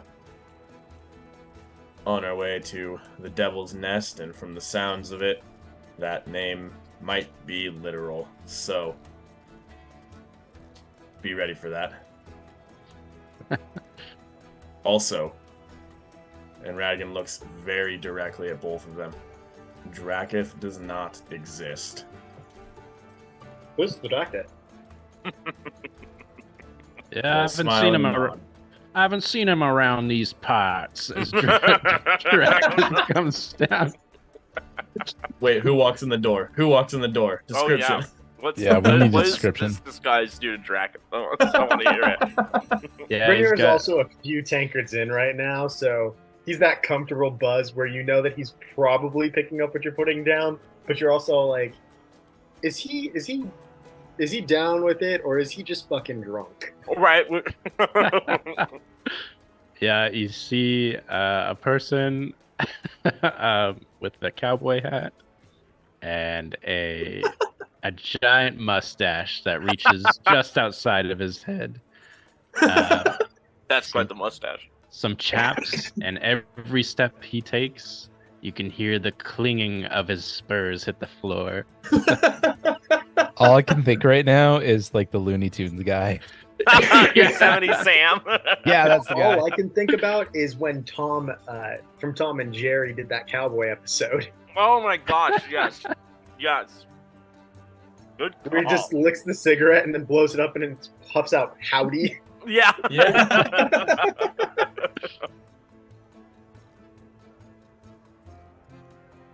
All And right. who might you be, good sir?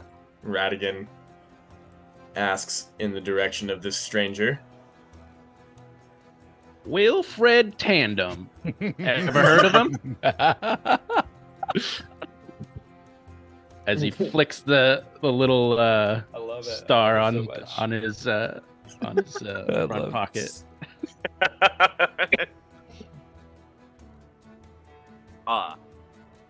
Radigan gets a And- big ass smile. He is thoroughly enjoying this. And what pleasure do I have acquainting you?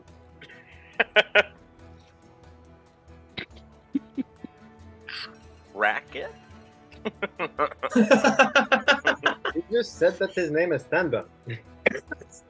Wilfred just slaps Algar in the face. Hey, I would be careful. The last time I did that, he punched me and nearly killed me. That's true. And if he does not punch you and nearly kill you, I will punch you and nearly kill you, whoever you are. I thought this gentleman did say he doesn't exist. Oh. Do you think this is the best skies kind of stick out? I say, well, as we all know, us, Radigan, Brynjar, Algar, Wilfred have all been traveling from the Shackles on an important trading vessel where we have dropped off legally obtained and traded goods here in Vidrian. Right? And he looks around to everybody. I do believe that is correct. Excellent.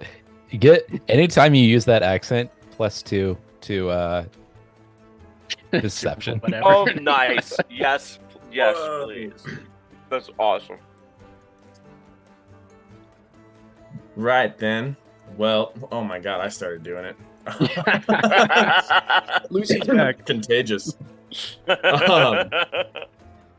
Right then. Well, us being new here in town and all, or at least myself, looking for a fix of drugs, we are on our way to the Devil's Nest as of a recommendation from a lovely gentleman here at this local Oceanside Tavern.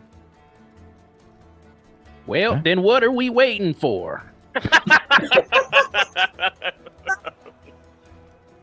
I have so many questions, but I feel like it's safer if I don't ask them.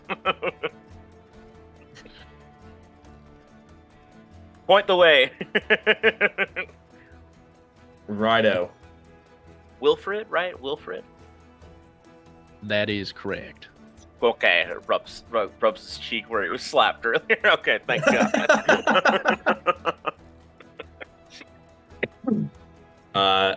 With that, I think we make our way towards the Devil's Nest. All right. Run! I think with that we'll take a quick break. I think, and we'll come back to it in just a moment. Oh, where's this? Yeehaw. Where's the devil?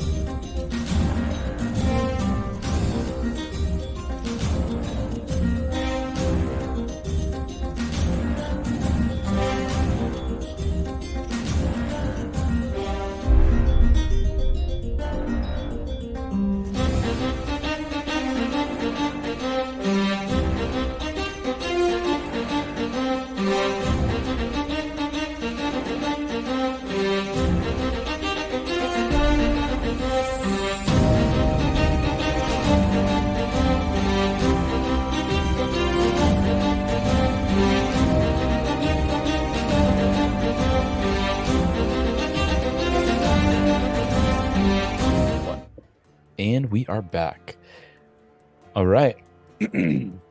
You make your way down up to southwest of the Small Crab Tavern and Inn, and now find yourself face to face with the front door of the Devil's Nest. It is, by its facade, a fairly plain building. A tavern that seems like it's been here for some time, but would be easily overlooked even by the local populace. A great double door with a sliding seeing eye slot stands before you, made of reinforced oak and iron rivets. What would you like to do? Radigan turns to Wilfred and looks back at the door. Says, "Passcode, any thoughts?" Oh, howdy, friendo. Well, let's take a look. I love it. Charm him over with your southern. Brainerd just once. Wilfred is going to recall knowledge. Okay. Or yeah, recall knowledge. Go ahead and do society check. Can I aid in that? Or sorry. Nope. He already rolled. All right, you are looking at this building, and you're reminded of some of the other speakeasies, of some of the, shall we say, lower end parts of metropolitan cities.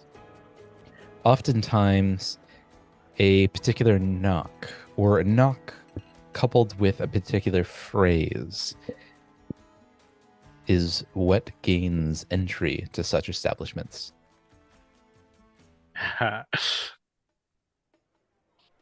Dang. All right. No ideas, Wilfred? Well, let's give it a try, I suppose.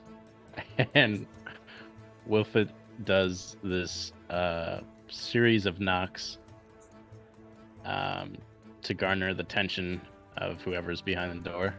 You see a swish of the eye hole and two great green eyes peering back at you. Howdy, friendo. Family comes first. And he tips his hat down. Wow. Yeah, dude. Hell yeah. I'm not even gonna lie. This is both Brynjar and Luke talking. That was fucking smooth. That was so smooth. Howdy, friendo.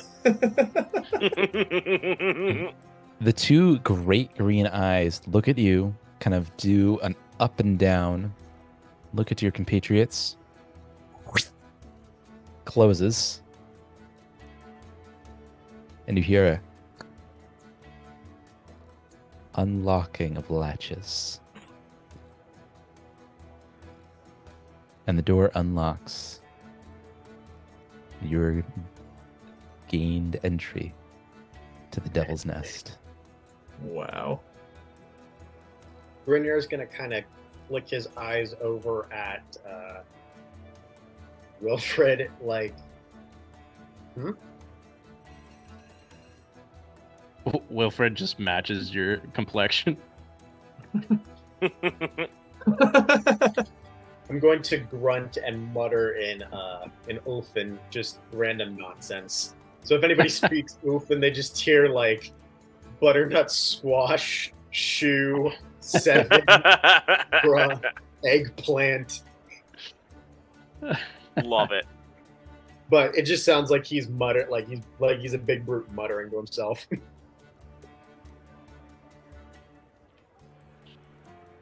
All right. Looking into the tavern, you find a large main floor filled with perhaps half a dozen tables, each of them containing 3 or 4 stools or chairs beside them. Many of the chairs and tables are filled with what appear to be sailors, dock workers, laborers, farm workers, foremen, and other manual laborers. On many of the tables is a long and ornate, how would you describe it? Perhaps a vase? Perhaps a flute? Perhaps a pipe with adjoining tubes ready for the inhaling of the pleasures that lie within. Oh shit. Jeez. We're in a proper fucking drug den, boys. Yep. Holy shit. Oh no. The air is thick and musty, humid and moist. And as you breathe in, moving through the threshold or standing at the doorway, you immediately feel ever so lightheaded by the scents and aromatic flavors that fill the air.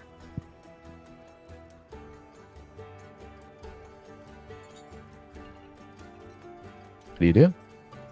Oh boy.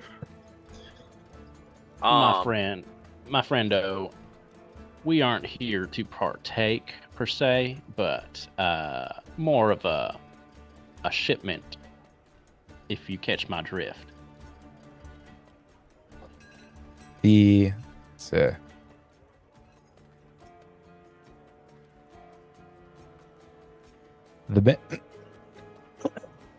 excuse me.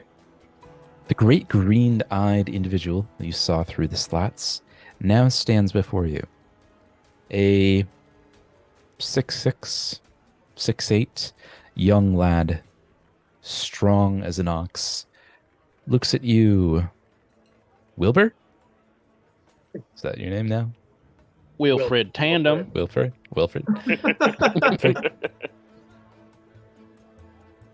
You don't partake, and you wish to speak business. Is that right? Well, rest assured that we won't just take what we are supposed to be supplying. You know what I'm saying?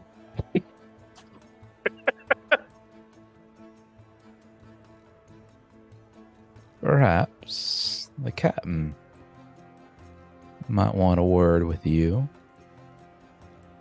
Come on in. Absolutely, friendo. After you guys. Grinyar will follow the really tall fucker and be really pissed off that this dude is 2 fucking inches taller than him. I knew that would piss you off.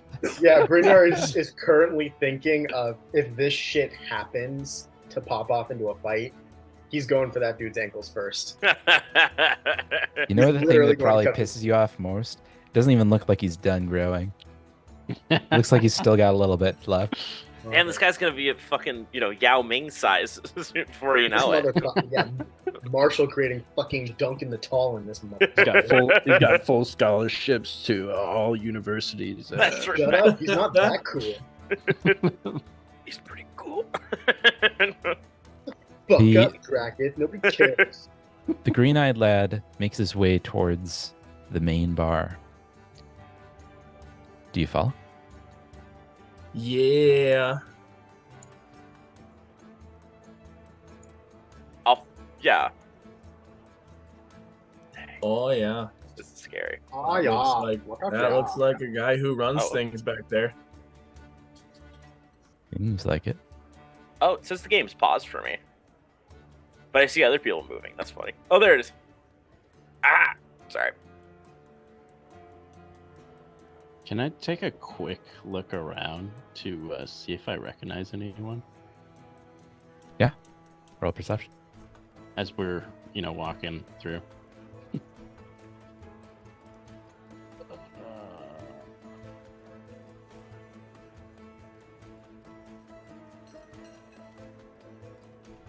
Yeah, Nat dude. 20, baby. Hell yeah.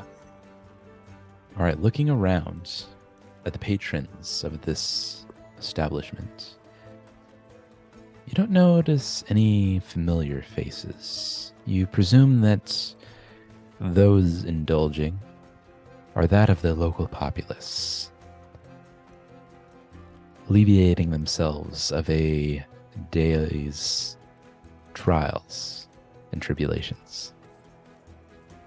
However, the man on the other side of the bar you do recognize. You remember him from a lifetime ago. A young up-and-comer, Avar Tylos. Man ready for promotion. Nice. Cool.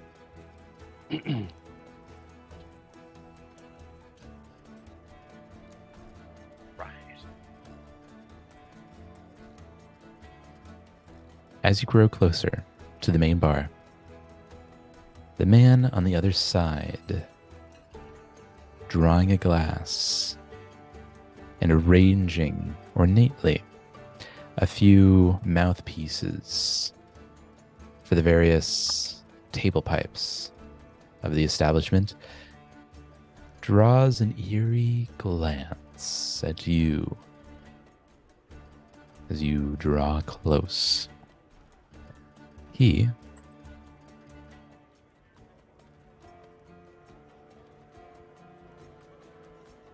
looks Like a It- fucking pirate. Whoa. a bit weathered, a bit rugged, but could be easily mistaken for a Lord Captain of the Shackles. His great darkened beard and goatee, trimmed finely, and melded with his darkened locks, which, but for his hat, would move freely throughout the back of his head and lock in to the top of his cuffs, his collar. It's kind of, you draw his attention as you go close. You be needing some evening's delights? Yeah, we're here for a drop off. Well, more of a pickup and then drop off. You know what I'm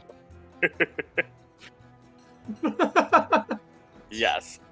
We're Pick here for up a drop off, actually. and dude. drop off. What mean you by that?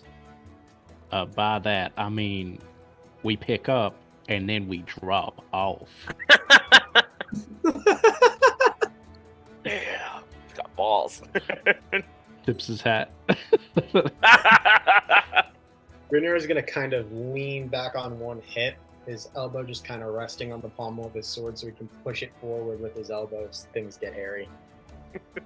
It's not like I'm putting my hand on my weapon. I'm just kind of like leaning back. What you say your name was? Wilfred Tandem, don't wear it out. Maybe write it down. Wilfred Tandred. Wilfred Tandem. Like I said, maybe write it down. I don't recall hearing anything about a pick up and drop off. Who are you with? Well, this is part of these little Ziltran operation. Oh, really? Roll a deception. Oh, with Yes. advantage? High rolls, high rolls, Yeah. high rolls. High rolls and a +2, right? For Roll the high. accent. Roll high. Roll high. That's You right. say- Roll high. Diplomacy or deception? Deception, definitely. Deception. Deception, cool. On. See another nat 20. Okay. Hey, that's pretty darn good. Okay, not bad. What is it that you're dropping off and picking up? Remind me. I'm a bit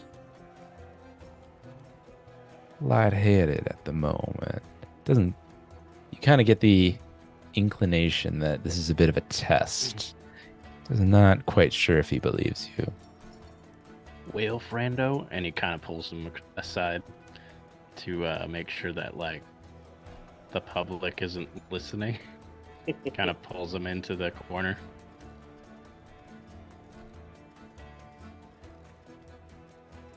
To be completely honest,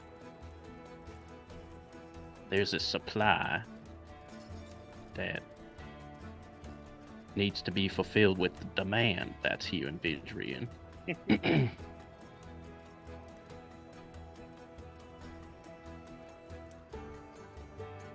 Your discretion is certainly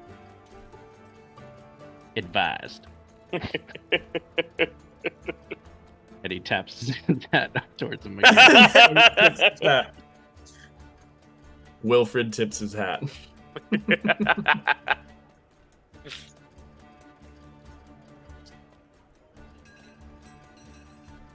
Wasn't expecting you for another day or two. Well, it so happens we got here a little early. What? That's what happens. That's what happens when you get the windward side of things. Just tickle me this. What was it specifically that you're sent to drop off and pick up? You want me to say- understand there's an interest in this sort of thing. Well, I gotta be honest with you, friendo. Everyone's doing it right here in this room.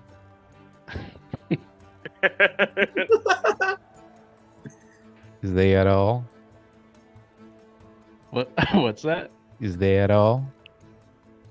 That's it, my friend. There's not something else you Oh, meant to pick up? Marshall, may I use biographical eye, my new feat, to try and figure out what this guy's fucking deal is? Yeah, go ahead. Yes. Society check. Okay. Can you throw a biographical eye in there? Yes. the chat. DC is 30. Don't tell me what I got. But crit success. I doubt I hit a 40. I literally couldn't. Normal success. Learn the creature's profession and specialty within that profession. Nation and settlement they normally live. Failure, I just learned their profession and the region of the world where they're from. And then crit failure, I learn a piece of erroneous information about that person. Okay, so you learn kind of looking up and down this individual. This man is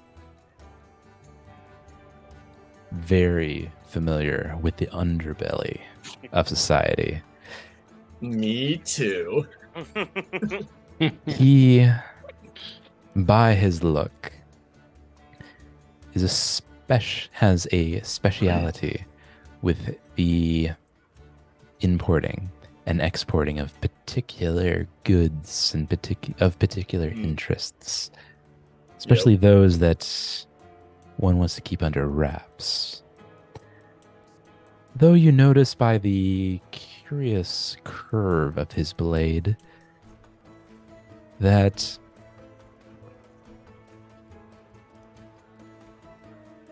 it's a bit of a roguish background as well. Oh my god, this man is right up my alley. You guys related? And you even notice a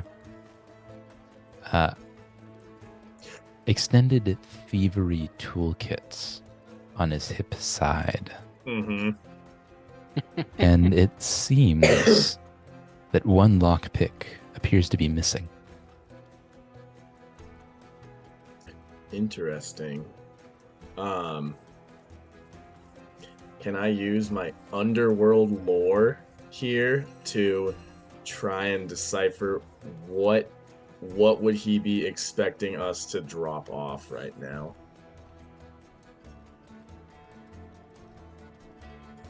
Go ahead and roll for it. Dirty 20. You would assume that a man clearly heading an establishment such as this would be expecting the drop-off of goods to satisfy particular customers. Those that engage in the delights of whole gill. God fucking damn it. Okay, so I'm able to deduce that this guy is expecting a delivery of drugs right now, as opposed to a delivery of money in exchange for a pickup of drugs. It would seem that way. Fuck.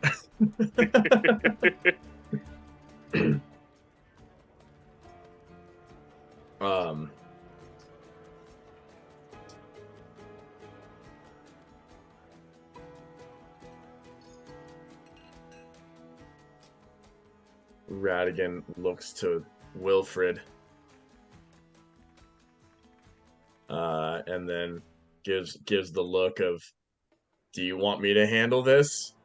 I don't know that I can, but I'll do my damnedest."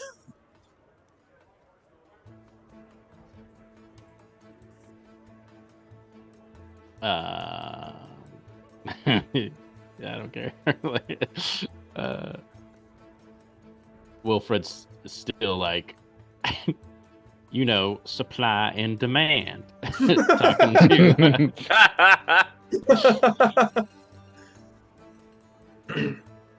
I understand, sir, the concept of supply and demand.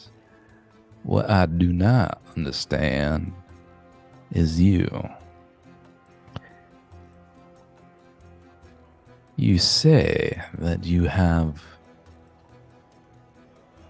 the goods to drop off and the goods to pick up. But you speak nothing of said goods. This is a quandary. Well, Radigan. you want me to say it right in front of all these people? As Wilfred speaks really, really loud. He's gonna turn like he's actually paying attention to the conversation now. Like very exaggeratedly, because again, dude looks like a big dumb brute. Goes, Rather, oh, what? You think I'd bring it right here in broad daylight for everyone to see? Radigan. like, looking around very. And Radigan what? this. And what do you believe it is? And he's getting a little suspicious now, and you Listen. can kind of see him kind of put his left hand towards his thigh. Wilfred Gonna growl grabs his shoulder. Listen, friendo. You're going to have to talk to my cargo master, okay? If you know what I mean. And he tips his hat one more time. Why is it always tipping the hats? Like I said, Yeah, have a good day now. discretion is advised. Oh, And don't he snaps you his worry finger. me. He snaps his finger out of Q Radigan over. To Q Radigan. Yeah. Is that what you said? Yeah. Radigan's gonna chime in with all right, and now You got to move your token. oh sorry. Can't hear you all the way over there. Yeah, Radigan's gonna go ahead and walk up behind Drakith, grab his shoulder, and say, all right, now pause. And then he's gonna pull Wilfred to the side and say, Wilfred, you fucked it up again. And then he's gonna move Wilfred behind him, turn to the man, and say, Pete Von Stoop, I apologize for my associate there. I'm trying to train him on how to handle these kind of things, but he's a little slow on the draw, if you know what I mean. Supply, demand. Tip the hat. I'm gonna nudge Algar while this is going on and kind of look at him and be like, we should like give him a slight little like head nod, like we should probably move closer to the bar. That's a good idea. Roll deception. Me or him? Radigan. Sorry, say again. Roll deception. Oh, yeah, gladly. Plus 15 to that. Do I have an item for this yet? Nope, just for my disguise. Oh no, bad roll. Do you have a hero point? I don't know. Oh what yeah, the- if you Yeah, did you I do your have journal? Then none you have a of hero those. point. I haven't done the journal in months. at least you're honest. Can I sacrifice one of my hero points for Radigan? Nope. Fuck. Not how that works. It's okay. It's okay. I can talk my way out of most things. Your friend seems a bit slow on the draw. Frankly, I wasn't expecting gestures towards your rabble. A group such as you for our exchange. It leaves me wary. Radigan kind of looks at him really confused and is putting on like an extra confused face. Like, oh, you didn't hear, did you? Didn't I hear what? Radigan sighs heavy, like, I figured they wouldn't tell you, you know.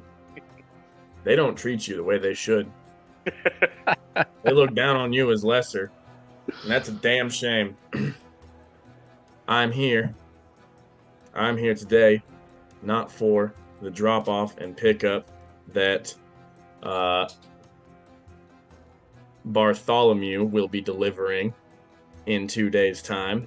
I'm here instead to pick up the goods on hand to be relocated for phase 2 of this mission. But you haven't been told about that, have you? Roll deception. It better be better than the last one. Hope Here so, we go, dude. baby. Here we Come go. on, man. All right, all right. Oh, nice. He takes a step back. What did you say your name was again? Oh shit, Radigan has a brief moment where he realizes he may have just fucked up super bad, but he owns it. Pete Von Stoop.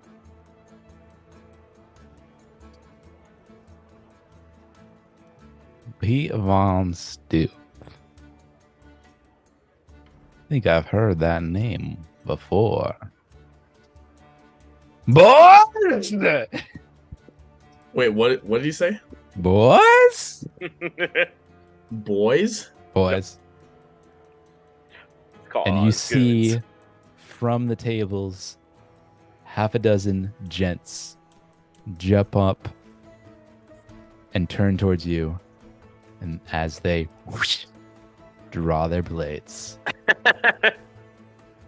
Everyone roll initiative. Son of a I said Peter Von Roop. Peter Von Roop was my name. Well, Misheard. that didn't go well. I also just learned a bit of backstory about myself there.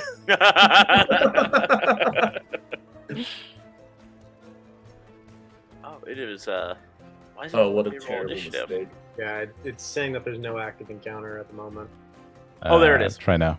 Oh, there it is. Wow. Oh, that almost went so well. It was so close, like, holy smokes. It was,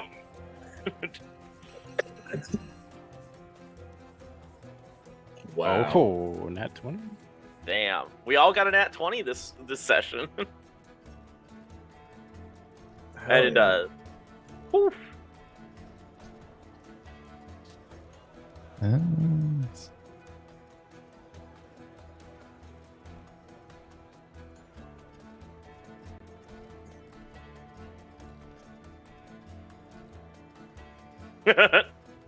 Love seeing the dice get knocked over by something else. Oh yeah, Oh. dude. That mercenary sailor. Beautiful. Bye-bye, mercenary. All right. We're going to go ahead and start this encounter with Oh, Algar. Go. wait, Marshall. Can I'm I gonna- actually? Can I make a quick request here? It is an option to roll initiative with deception if like the triggering event of initiative was that thing. Can I actually roll with deception? Because if I do, then I get a sweet little bonus thing. I would say yes if you hadn't already rolled initiative. God damn it. So I'm going to say no. Okay, that's fine.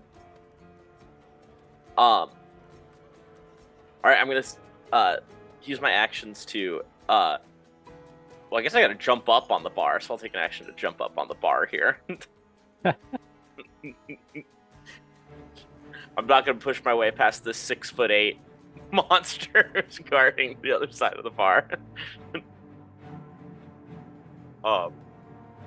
Should I roll anything for that, or is it okay? I just You jumping up? Yeah, roll athletics. can do, will do.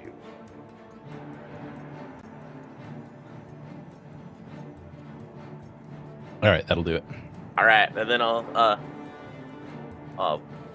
run across the bar over to him, and I'd like to use my last action to pretty much dive at him to try and grapple him. It'll be like a dive slash try and wrap my arms around him. Yeah, go ahead and roll athletics. All right.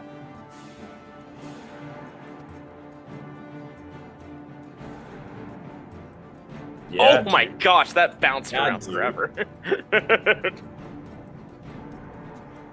All right, that is a successful grapple. Yes. Okay. And that will have to be the end of my turn because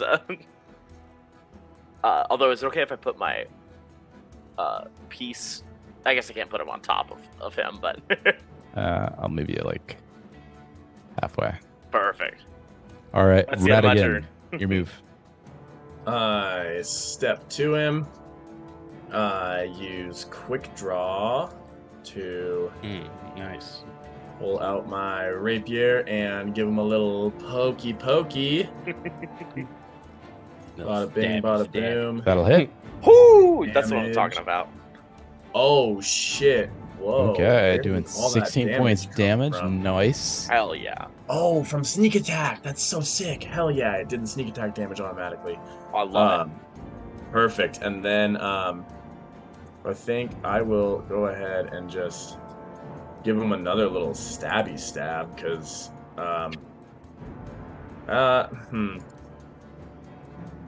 yeah, I'll give him a little stab. Radigan's pretty upset about him reacting to Pete wants to. That'll Hell hit. yeah! Damage. Oh yeah, bro. Beautiful. Radigan's finally powerhousing some fucking rogue damage. Yeah, Wow. he is. I love it. All right, those Wow. 2 slashes definitely catch him off guard, and he's looking like he has quite a bit of fight left in him, but he's a little struck by how quick you guys are moving at him. And I think that does it for you. Yeah, last like little free action. How do you know him? Not expecting response right now, but that's what Radigan says. Yeah, he doesn't respond. Brynjar. Well, you know me. I'm a rage. Hell yeah! Never seen it.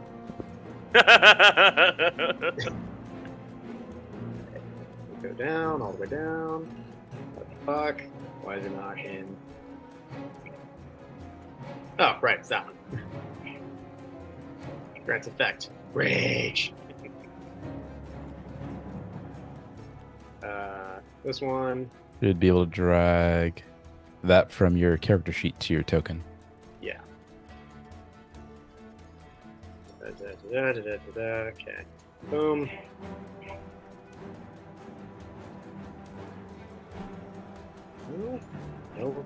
No me diga. Peter Alonso. Come on. It's right there. Come on. Yeah, it's not. So you see on your character Hold on. sheet the There. oh, you There got it is. There it is. Alright. It was it wasn't the actual icon, it was the effect rage. My bad. But yeah, it's a little Yeah, it was the little briefcase orange. icon. It's Yeah. a little orange pop-up. What have I got here? Are all these guys in the circle the guys who are attacking us? Where are the boys? So the ones that have their blades drawn are this guy, Mhm, this guy, mhm. this guy, and is that it? 1, 2, 3. Yeah, just those 3. Okay, so would you say that they are within a 30-foot radius from me? I don't know. I'd have to measure a 30-foot radius. There's a radius thing here somewhere.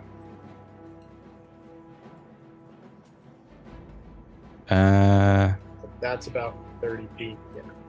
Yeah, you'd have to whoop.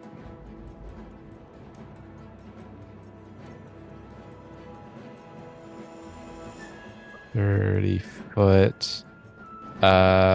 They are not.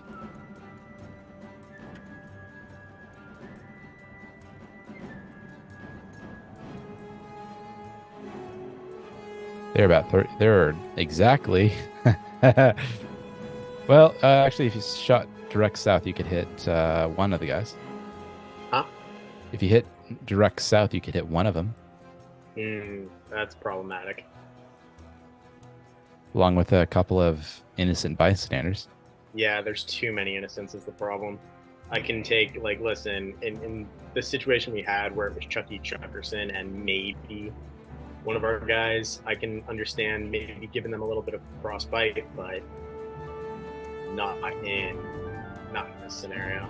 Yeah, most But of that's these folks just seem to be the average worker looking to have an evening's delight. That's fair. All right, I'm gonna jump at this guy. Then I've raged. I'm gonna jump at this guy and hit him with my sword. Okay. You're running at him? I'm jumping at him. Okay. Because let's face it, what's more terrifying than a big fuck off, Viking, jumping and heating himself at you and screaming bloody murder? All right, go ahead and roll athletics. Athletics or acrobatics? Athletics. Yeah. Hell yeah. Big rolls, big All rolls. right, that'll do it. Go ahead and start your attack. Yeah, Go ahead and move I'll your token, then just do your I gotta attack. swap over to the. There we go. That one. Got it. Gonna move him over. Gonna move him over here. And now I'm gonna hit him with the sword. Yeah. Which I think does a little more. It's a little spicier now, but I don't know. Ooh. I want to see be. it. Yeah. And then one sharpening. I don't know if the animation was the same on your guys' end, but it looked very close to a 1 on my end. It did. It was like the one it just rolled over. Like it was great. All right, 29. I'm sure is gonna. Yep, that'll hit. Hell yeah.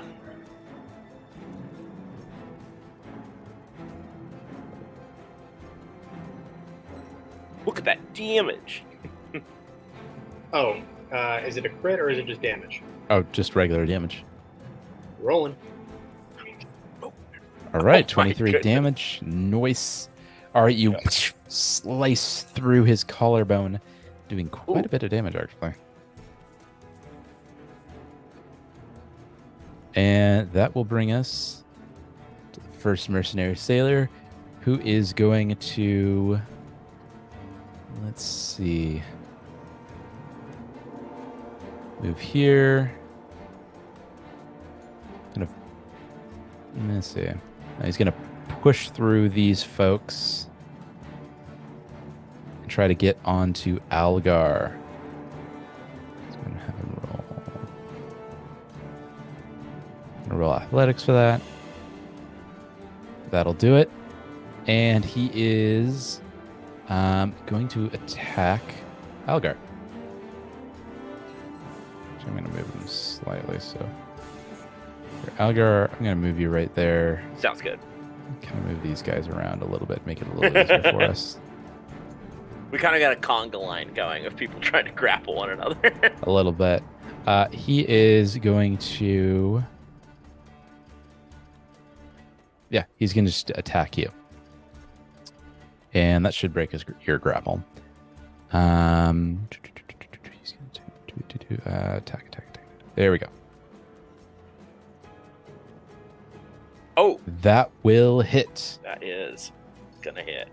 That's going to deal 11 points damage to you. It's going to break the grapple.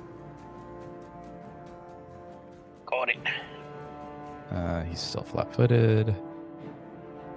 And he's got one more attack. He's going to use it.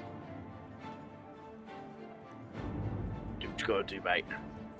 That's what I'm talking and he about. rolls a 1. Yeah, he does. Crit Hold on. fail dice. Crit fail dice. Ugh. Yeah. One second.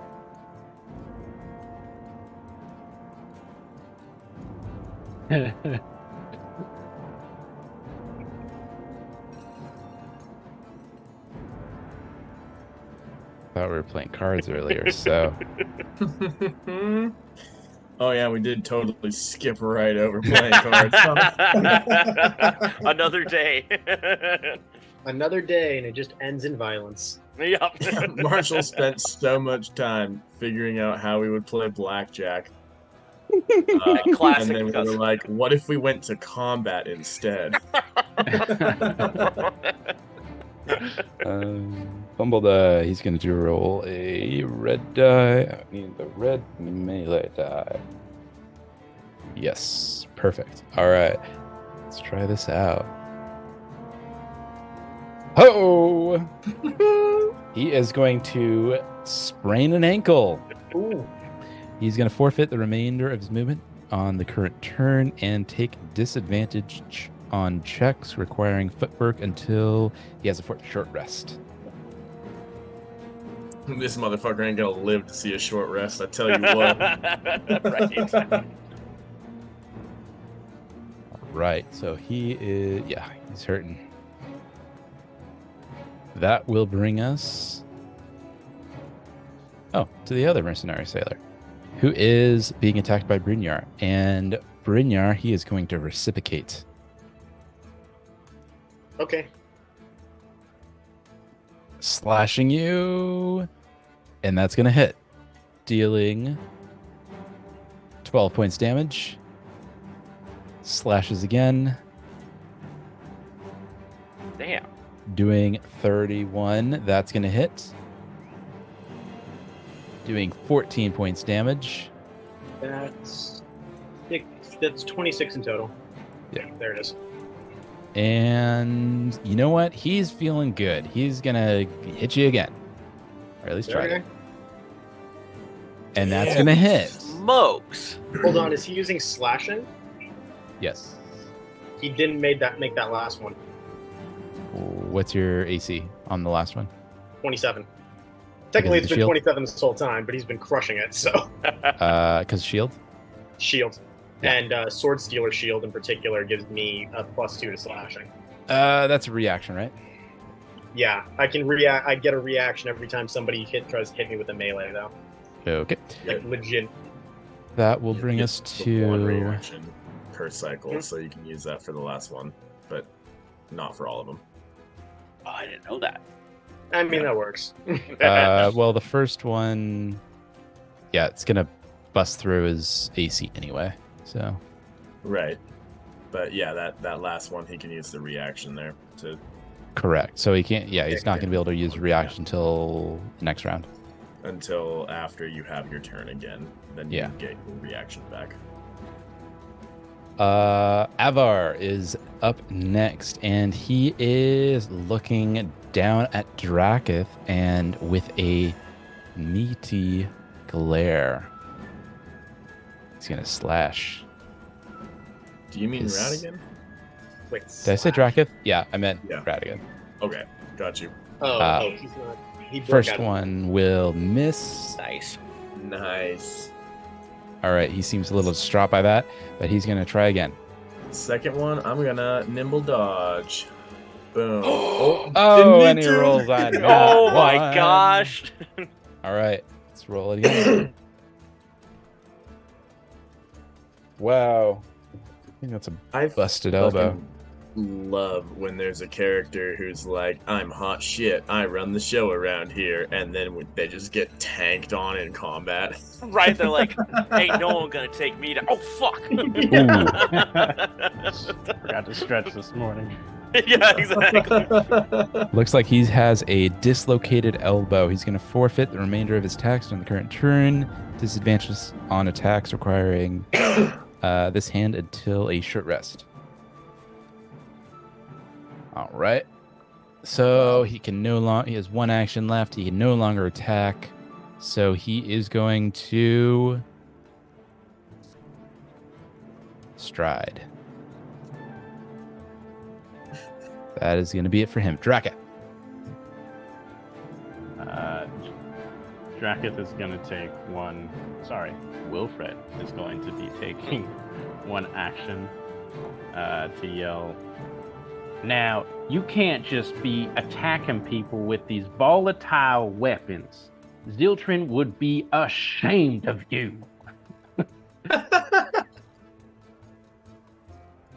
And he goes ahead And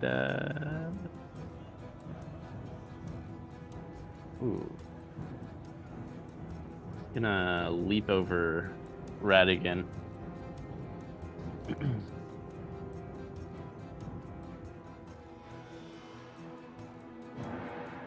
Okay.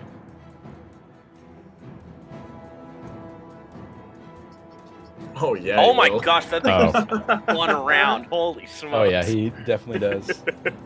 God damn, bro. The plus 19 athletics is wild. God. Just Also, wizard cast fist. yeah, he's gonna leap over Radigan. Actually, he's gonna leap over here.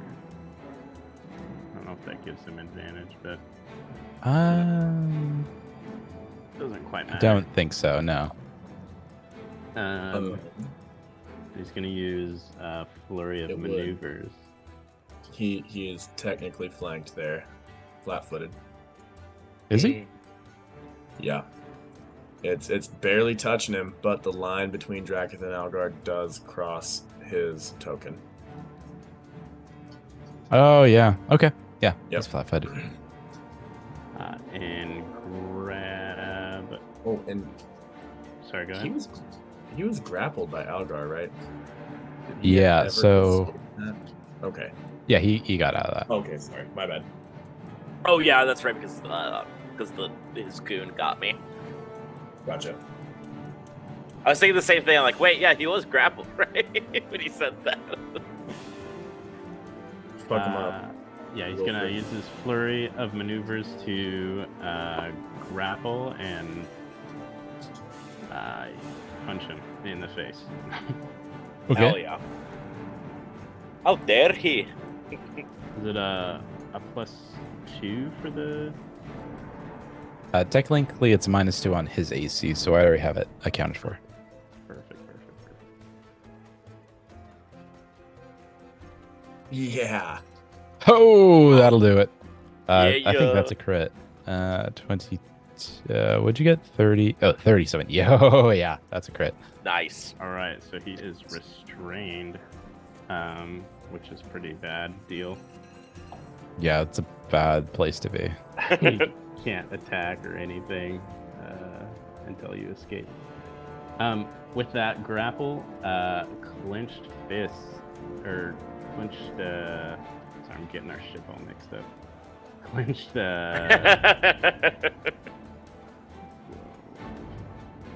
Crushing grab. Yep. He'll take 5 points of damage just for grappling him, Love that. and then we will. punch him. Wow. Talk about a bear hug. All right, 5 points. Takes 5 points damage. Oh, buddy. I'm gonna use a hero point. Do it. Do it.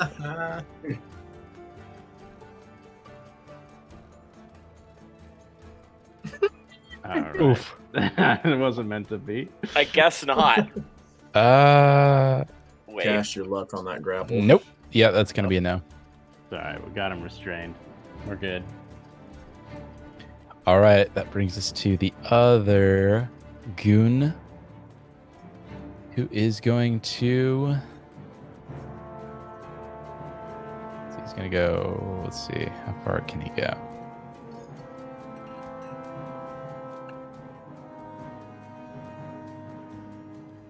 $25. Yeah. He's gonna go. He's gonna start off going here. He's gonna jump up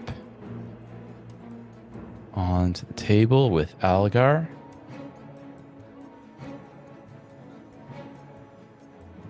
Oh, nice. Ooh, yeah, like a champ. Hops on very gracefully, and he's going to attack Algar.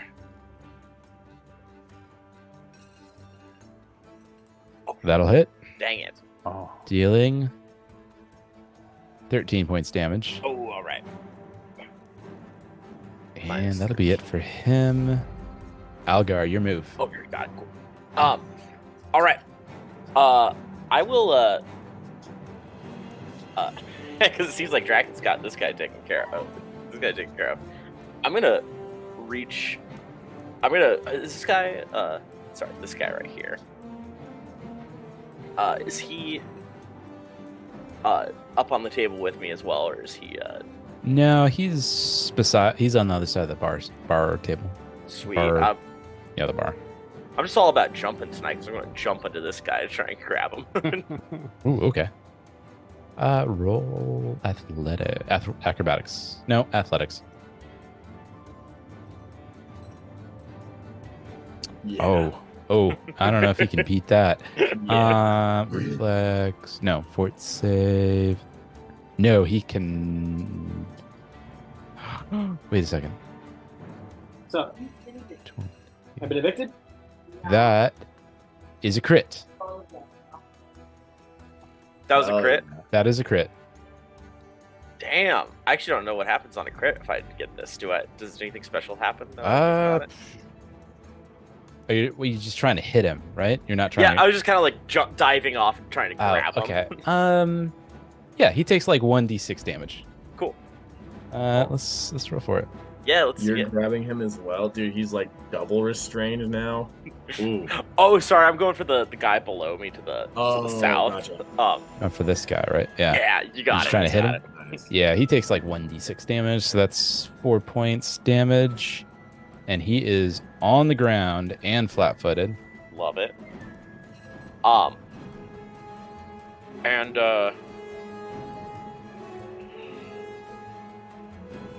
So he's kind of right about there. You're kind of right about there. Hold on. Just gonna move these guys. There we go.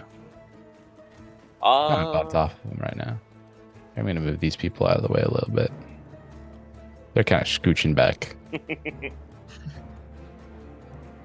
That's great because I'm going to use explode. Can you imagine being high on fentanyl, just enjoying your night after work, and then this shit starts popping off? Right? Like, Like in the middle of a real bar brawl, like holy smokes. Bare knuckle bar brawl. This is either the best high or the worst high I've ever had. Whichever Cannot one it tell. is. I Okay, do sorry. not know why I'm speaking in a southern accent. all of a Hey, sudden. ain't nothing wrong with that. I think I just like Wilbur's voice, so I reciprocated. It's a damn good accent. You know, the beauty of having that southern drawl is you can tell someone they're gonna go to hell. They're gonna enjoy the ride. All right, Algar, it's your move. All right. Actions left. So sorry, yeah, my explode will take care of the rest of the actions, but I have to read through it again real quick because I've used them for a while. Let's see. Okay.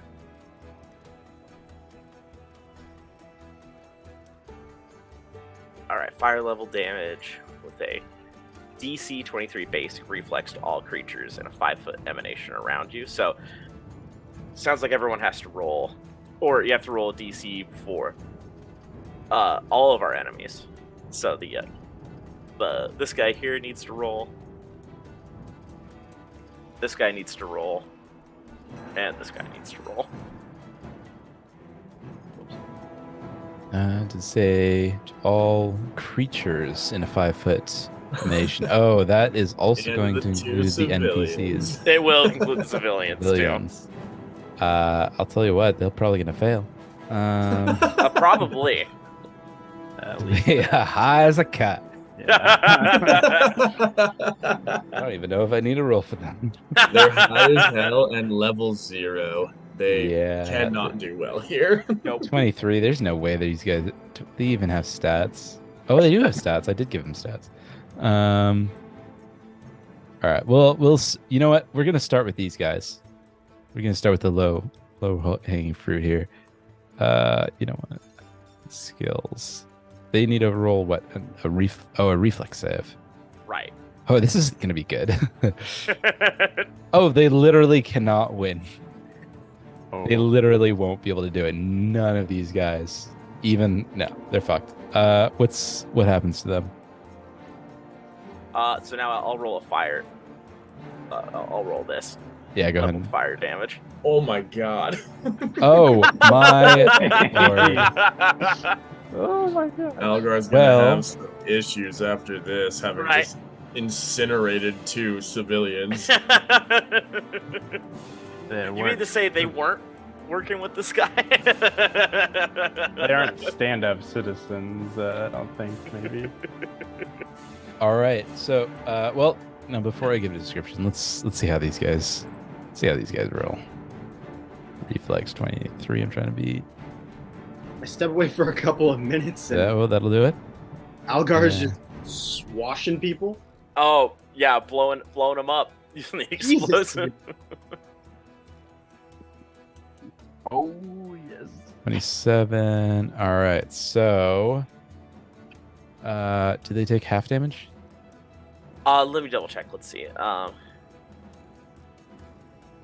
Reflex save, 5-foot emanation. Should be.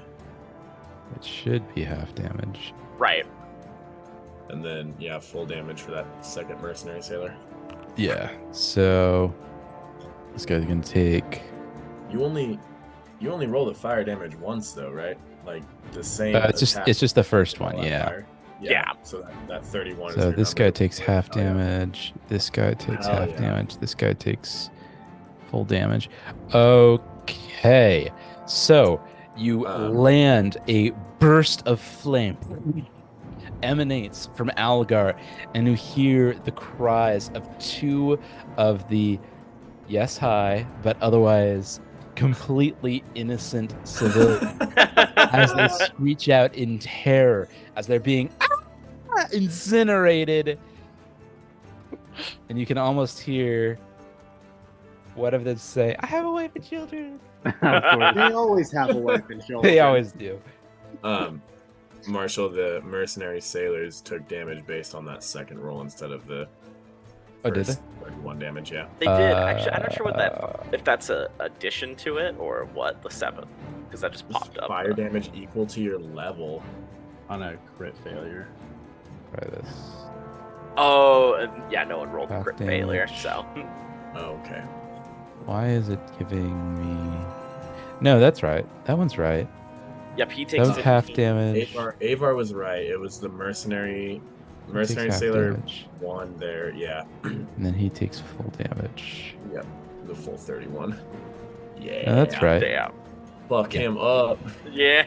Oh, okay. Yeah, this guy's looking pretty hurt. The other ones this guy's not looking so great. But the civilians are definitely dead. You definitely straight up murdered them.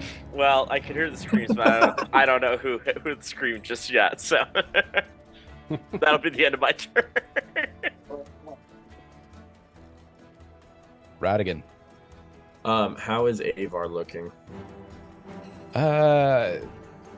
He's looking pretty hurt, but he has a bit of fight left in him. Okay, I will. And he's still restrained by Drakith.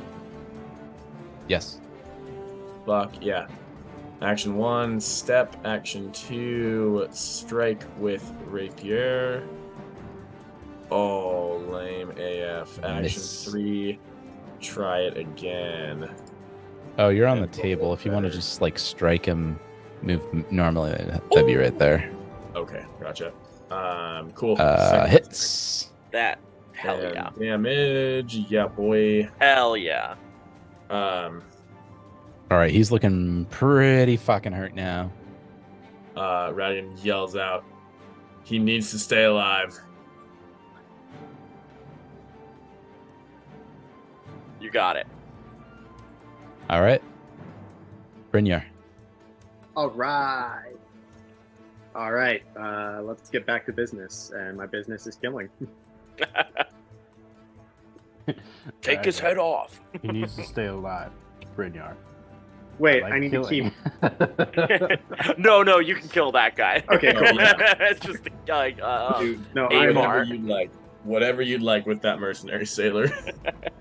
yeah, no. Like I was all like, I'll Signed keep up for the the other. wrong organization. That one's on him.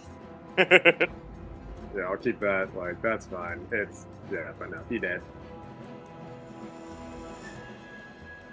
All right, that'll hit. Oh, yeah.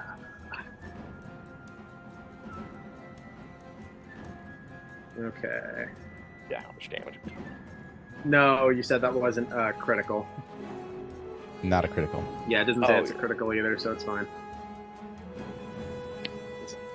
Still 23. Yeah. All right, that definitely hurts. Yes.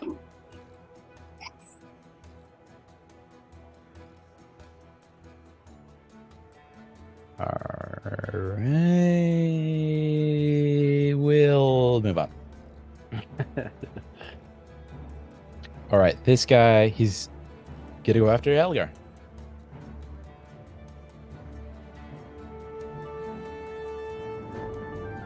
Oh, miss. Hit. That'll hit. Doing 10. 10 points damage.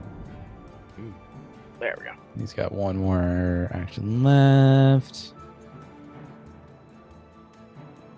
That'll miss. All right. Okay. We moved on. Brynjar, your move Yes. again. Okay. You have 2 actions left. Yeah. What is he looking like? He's about halfway between death and life. Again.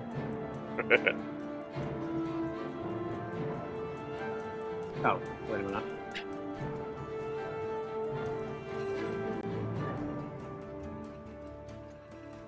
Crit miss. Oh.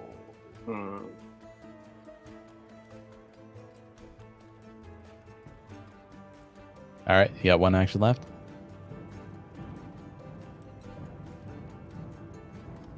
As he laughs at you. Oh, that's a big mistake. This guy Yeah. laughing at Brynjar. Yeah, but my problem is I don't know his AC, and I got a +5 to this, but I don't know.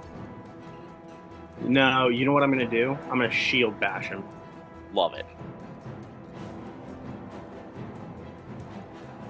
Cause that way. Miss. Fuck. Damn. God damn. Just kind of Alright.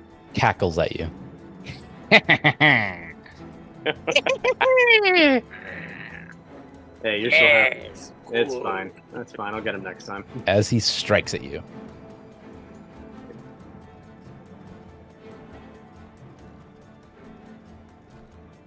Oh, That will hit, dealing 15 points of damage. Strikes it again. That'll miss. Attempts a 3rd strike. That'll hit. No, it won't. his reaction. Reaction 27. Yeah, okay. All right, this, Love we're it. going back to Avar. And yeah, he's going to roll acrobatics to try to get out of this. What is your fort save? I think it's to escape is going to be the athletics DC, Is it athletics? Oh, yeah, it's athletics. but to grapple it's the fort thing. 29. Oh, 32, and man. he is out. Damn. But what's the plus there, Austin, or Dragon for? Oh, right. Yeah, there is a reaction for escaping. Yes. Clinch strike. A creature you had grabbed or restrained successfully escapes. Your opponent can't slip from your grasp without receiving further punishment. Make an unarmed melee strike against the triggering creature.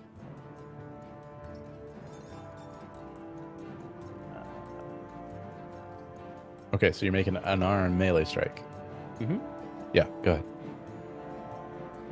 Non-lethal, by the way. Okay, doesn't even matter. That will hit. Oh, it does matter. Oh, nice. Yeah, only just, but it hits. and then he has to succeed a fortitude save of 24. Dang. All right, success goes to the Wow, roller. just barely. Holy smokes. All right, and you know what? Actually, I don't know why I rolled that because it doesn't really matter. Because you knocked him unconscious. Oh, nice. Sweet. Nice job. He's definitely stunned for sure. Get him. Unconscious traits. Undetected. Unconscious. There we go. And Draken. Speaking of which, you are up. Oh. Does everyone kind of know what's going on in the room? Like, the civilians are a little loopy, but they're kind of slowly making their way towards the exit. The goons definitely know what's going on. all right, cool. I'm gonna spend an action to I don't know. I'm gonna tie this. I'll spend 2 actions to grab some rope and tie this guy up.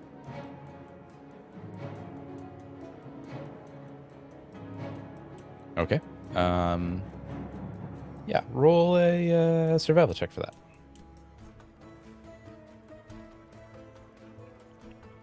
Survival.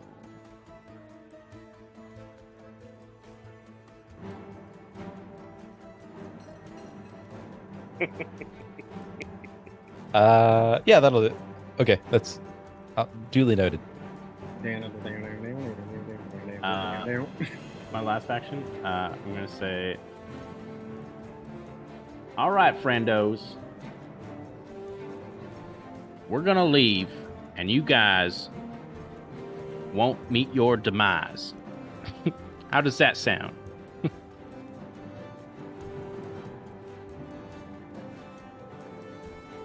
Roll either diplomacy, intimidation, or performance check.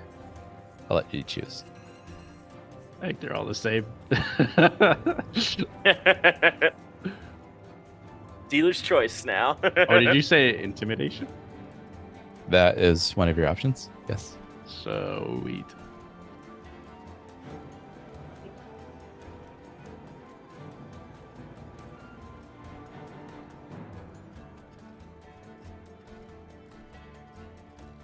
All right.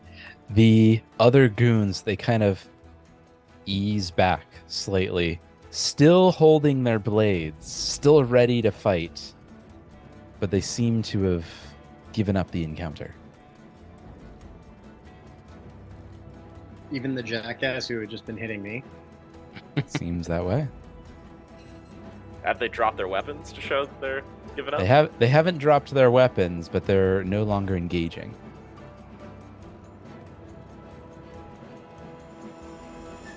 All right, friendos, so we'll be on our way, okay? One of the goons kind of steps forward. You'll regret this. Oh, It's not- you'll regret, Ziltron, hearing that you used that little flimsy weapon of yours when you should be facing a man like a man. You use your fisticuffs. You do what he trained you for, okay? Ziltran will hear of this. Don't you worry about that.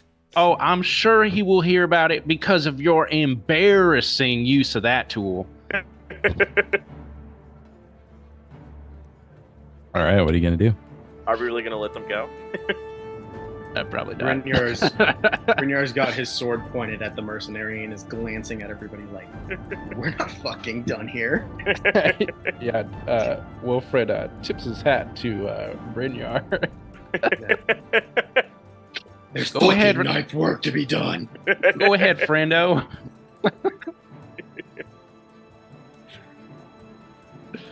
All right, this guy is his turn. Mercenary sailor. He is hesitating. Seems he's given up the encounter. holding onto his blade, but no longer engaging. Algar, are you gonna continue the fight? I'm gonna tell this guy in front of me to drop his weapon if he's really giving up the fight. Roll intimidation. No, well, that's not gonna work. I'm just telling you right now. It's just like this. I mean, could you technically do diplomacy? Oh yeah, if you want, sure. Thank goodness. Thank you. Well, it wasn't much better. I'm not gonna cut it. All right, Radigan. Or is that? I assume that uses up your turn. You're trying to. Anyway. Oh, I may as well punch him if that's okay. He's not letting go, so. No. Okay. Yeah, if you want. Like an unarmed attack. Let's see.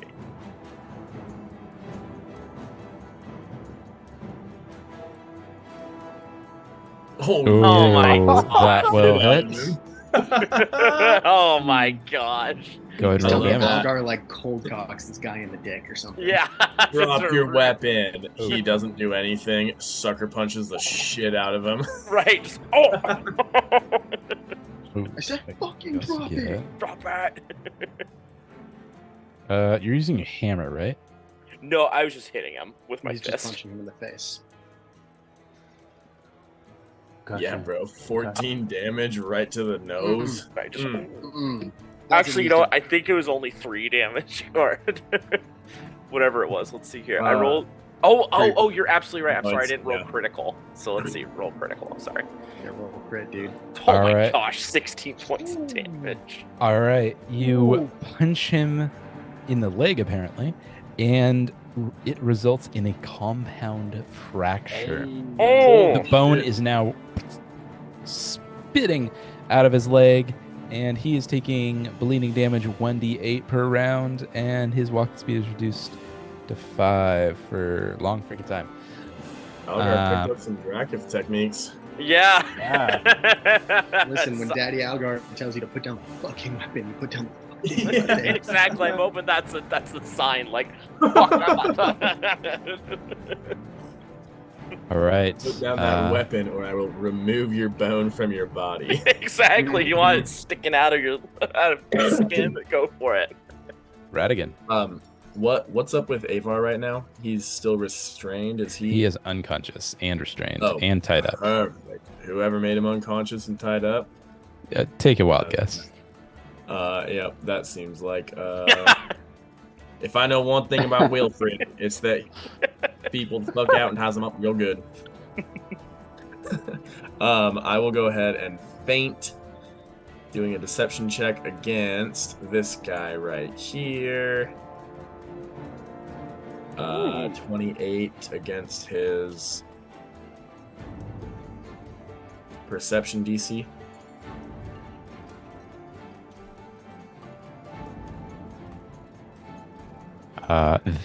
You win. You win the roll. Fantastic. He is flat-footed to me till the end of my next turn.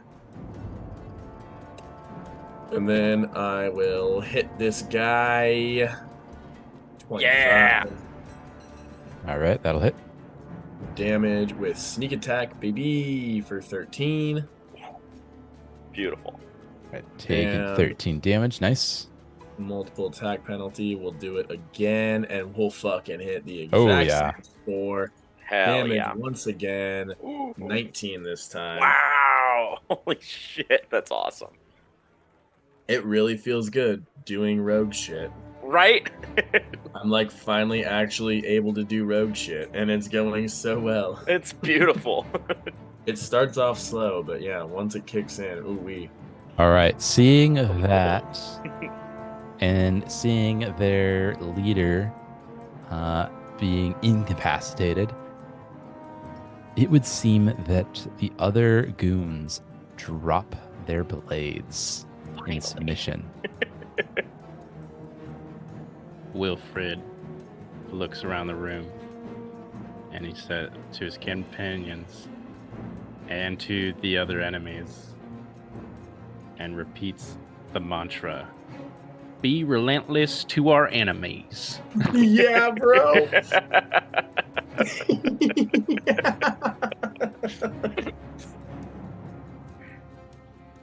Oh. Damn, this is great. Wait, so they have completely given up now? They have Fight's given up the over. fight. They have dropped their weapons and they have given up the fight. All right. Oh. I'm gonna bandage up the guy who I just gave a compound fracture to. Trying to heal him up. What? No, no, Absolutely. no. We gotta leave that message, dude. I'm going to arch my head around and say, "Where's the product?" While I hold my sword on the guy in front of me. Okay. Seeing that, Algar. So I'm pauses. shouting it through the room. Where is it?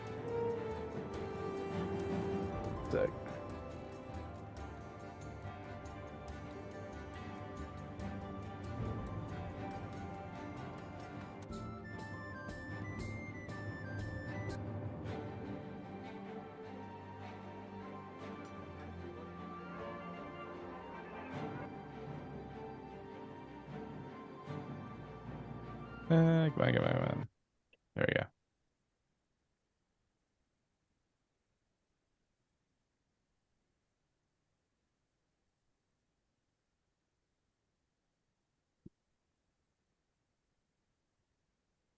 Yeah, that one. Sorry, what was the thing that you were saying to the guys? Where's the fucking product? Kind of dropping his sword, eyes wide. It's in the back. It's in the back, sir. Just don't kill us. Key? Is there a lock? Captain got it. Captain's got it. I'm gonna whistle at Drakith, like, get it. Sure thing, friendo. I'm going to look at him.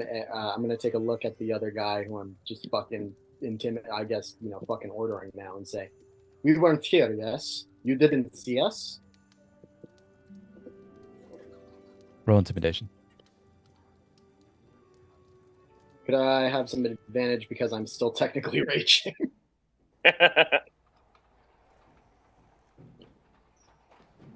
No. Okay, fair enough.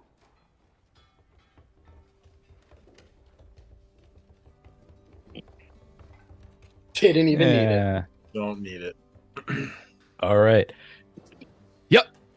Never saw you. We'll take care of the bodies. Right, You didn't murder nobody. No. This was just a routine pickup and delivery. And your friend over there, I'm going to point at the one who Algar fucking Mortal Kombated like a fucking G. Your friend just had their bed fall off the bar, yes? Yep. Fall off the bar. Spontaneous combustion. Yes, of course. Very well done. I'm going to just smile friendly at him, take my sword down, and just kind of pat his cheek a little bit. He pees a little. Run along and get a little drink now, yes?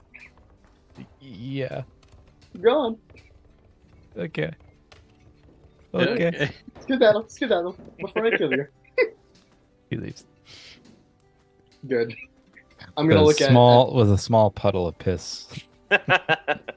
Brynjar is inwardly pleased, like, yeah. I'm him.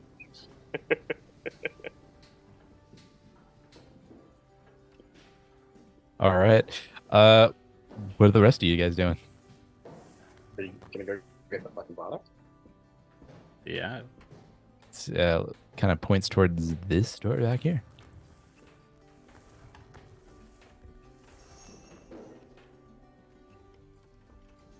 Yeah, sure. All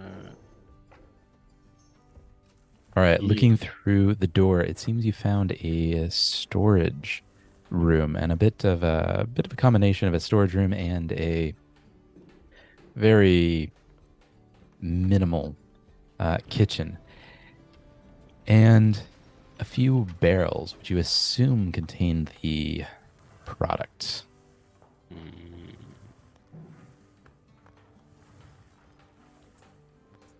Opening the barrels, you find a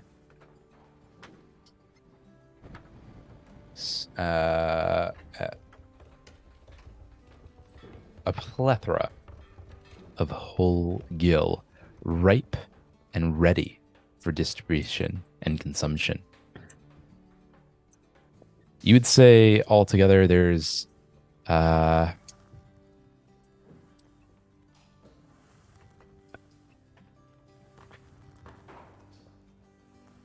couple thousand gold pieces worth of whole gill.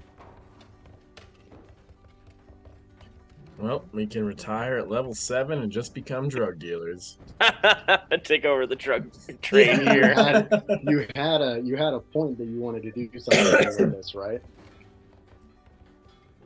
Yeah, we do not need this much of it, though. But it's our Are there different concentrations of it, Marshall? Roll a medicine check. Can I roll an underworld lore check? Yes. Hell yeah.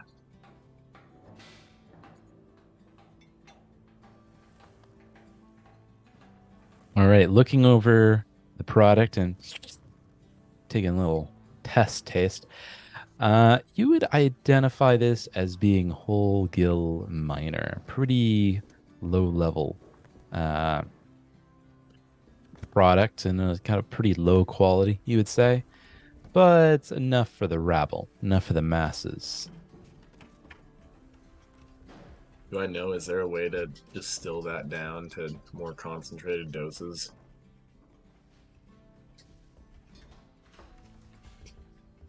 A skilled alchemist or a skilled crafter might be able to do it. Man, where's Muck Duck when you need him? God, dude, he's busy listening to my cam on the ship, dude. this would be gone if he saw this. That's That's true. true. Yeah, this would all be gone and Muck Duck would be dead.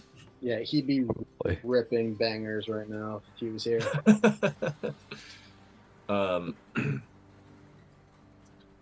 Okay, well, I'm gonna stuff my backpack with these. I think I'm gonna carry. Yeah, I'm gonna grab 5 bulk worth of whole gill. Jeez. Fair enough. How many is that? Actually, I gotta double check. I think it's should be 10. light, right? Yeah, so It's 10 vials. 50 fucking scores of whole gill. Yeah, let me double check how much whole gill you actually are getting. Whole gill minor.